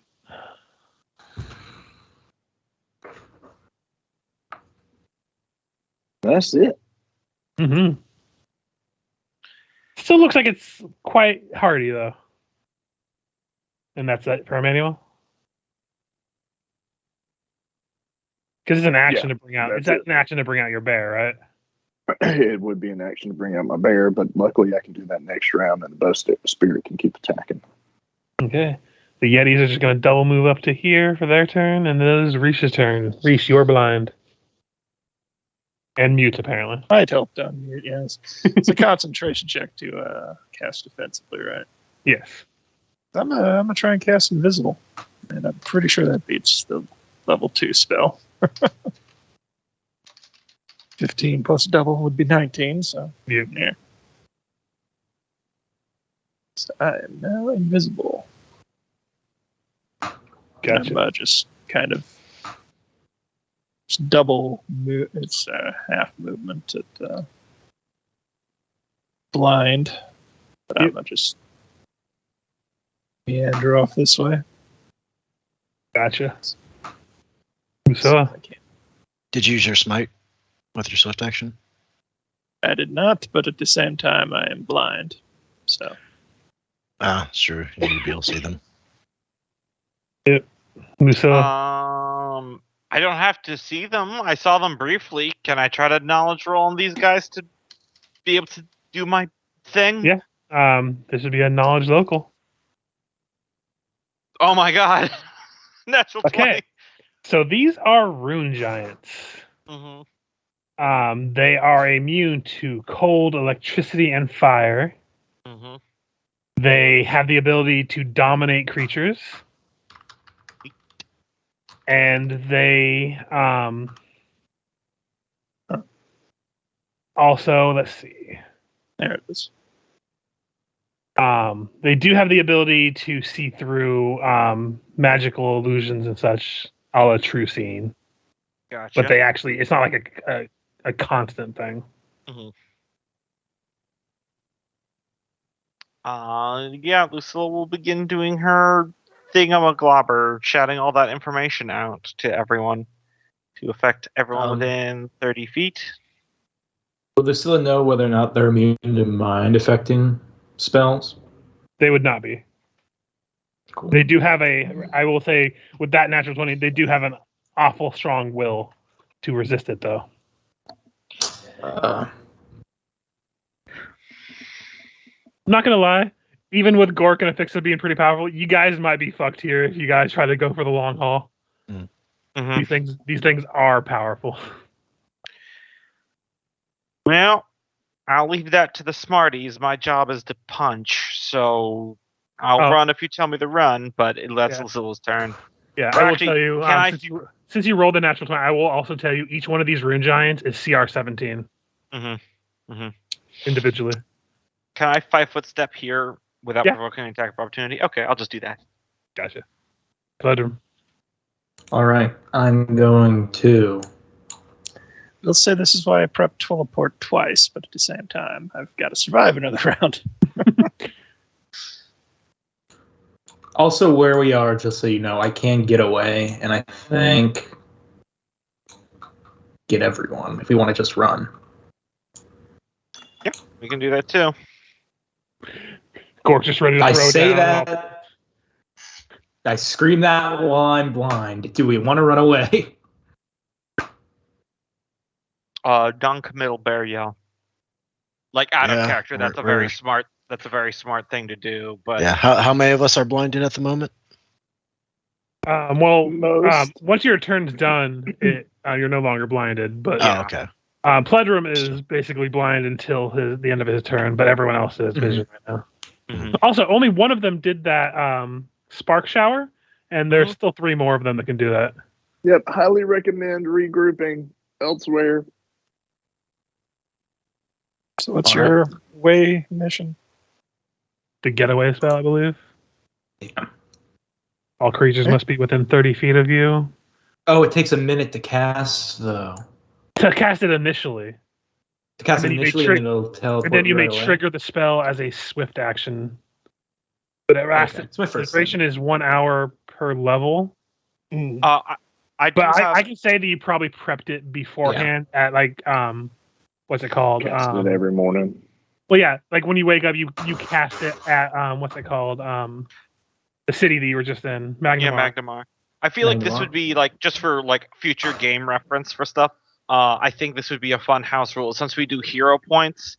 I feel like something like this would be a great use for like burning a hero point to be able to like retroactively say I prepped it, even though as a player I didn't think about it. Like we don't have to do it. I'm just floating that out there for rules. I've been kind of loose with it right now because we're almost done with the campaign, and I don't really want to feel like implementing new rules at this point. But that is something I was considering too. I hear that. I was just floating that as an idea because it was a good thing that Blades in the Dark did. So yeah. All right, so we're teleporting away. Everyone's within 30 feet, so everyone gets teleported. Woo! Goodbye. And you manage to blink out before the worst happens. Mm. There's a resounding sound as we walk away.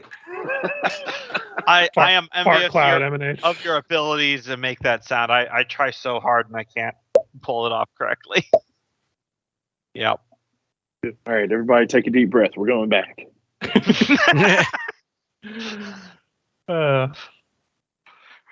be fair, we just teleport back immediately, but we have our own net this time.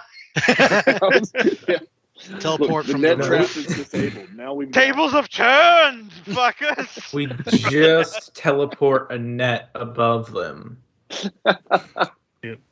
so time to point out, you are dealing with enemies that work for a wizard, so they probably are very prepared for teleport. If you teleport away from a location, they're probably going to think you're going to go to the same location again. Yeah, it was worth a try. That's why I'm saying we should do it on top of the dome. I don't know why I put you to Sandpoint, so we got a splash page. We should have done it on top of the dome. They really wouldn't have been expecting that. I mean, this is true, but that would have been its own problems. Just like sometimes it's good to wipe the floor with a whole bunch of enemies, it's also sometimes good to have your ass checked. Yeah, I think regardless of system, every good RPG should have a food chain style feel, where there's always a bigger fish, but there's always a smaller fish as well. Mm-hmm. Yeah, I like that. The biggest fish in Pathfinder, Baba Yaga. Baba fucking Yaga. She could literally 1v1 Cthulhu and win. It's terrifying. Oh yeah, every time I see her stat block, I'm like, oh god, I never want to run her. Even for a one shot, I never want to run her. She's terrifying. She's in one of the. She is. Yes, I will. But I don't think you're expected to fight her in that. No, it's very much you're running in between the legs of Titans, panicking type thing. Because her official stat block is that she's got, I think it was like 7 spell tattoos on her. Where I forget what the spell is, but they're like level 9 maximum level. So if you make physical contact with her with a weapon or anything, you need to immediately do an insanely high fortitude save or just instantly die. AC 51, flat-footed 46, touch 31, 782 hit points. Makes fucking Manfred look balanced, guys.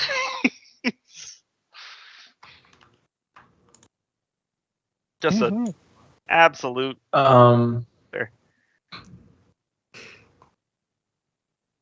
There is a chance in Curse of the Crimson Throne that if you fuck up bad enough, you will fight a creature with a higher CR than Baba Yaga. Yeah, there are higher CRs, What? but I still find that she is the worst, though, because, first of all, mythic rank of 10. Yeah, that's punch you through a mountain range. But yeah, there are things that have higher stat blocks. Mm. And we've learned that we probably don't want to go back without resist elements on. Mm-hmm. Is there anything that could protect us from the blindness? Because this is quickly becoming a problem. Only partially from the party. But I will say that's probably a good time to leave it off as you teleport back to the Pathfinder Society, and you see the guy kind of look at you again. He's like, "Yep, I've been there. Cheers." Take another sip of his tea. Yeah, good session, everybody. My God. I was just looking at the Baba Yaga stat part, and there's all the items she has. She has a ring of freedom of movement. Like, not just how difficult this would be to fight, but just Apple of Eternal Sleep. What to keep track of. It is insane from a game master standpoint. Oh yeah, like I said, I never want to run. Ring of Elemental Command. Hat of Disguise, just cause. Haunted Shoes. At some point, you just put yes in the stat block and leave it at that. Yeah. Grandmother's Basket that functions as a portable hole. Isn't Wail of the Banshee that one where if you fail to save, you basically just drop to 0? Probably. Because she can cast that at DC 37. I don't think it's instant death. I think it's just a lot of like massive damage. But Let's see, Wail of the Banshee. 10 points per caster level. And that's 200 points right there. Mm-hmm. Fortitude negates, but I don't think anyone's passing that fortitude, or at least not very Nope. easily. Paladins only, if you're Yeah. lucky. Paladins and maybe barbarians if they're raging at the time.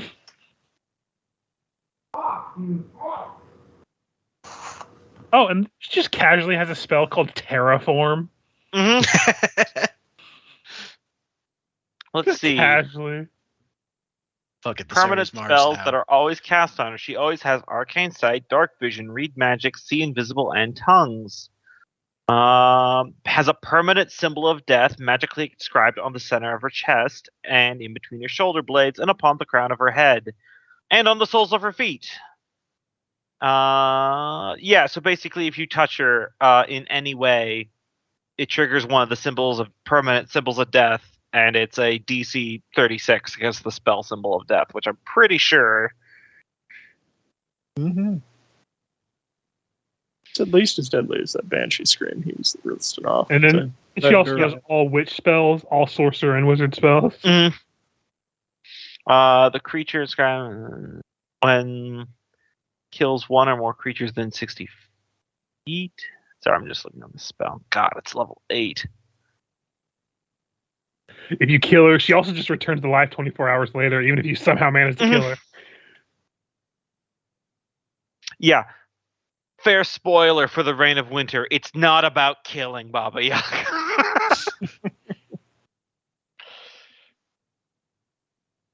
I'm honestly surprised she only speaks that many languages. Well, she has tongues as permanent. Yeah, she probably just gave up after learning that many and was like, you know what? Just tongues. Mm-hmm.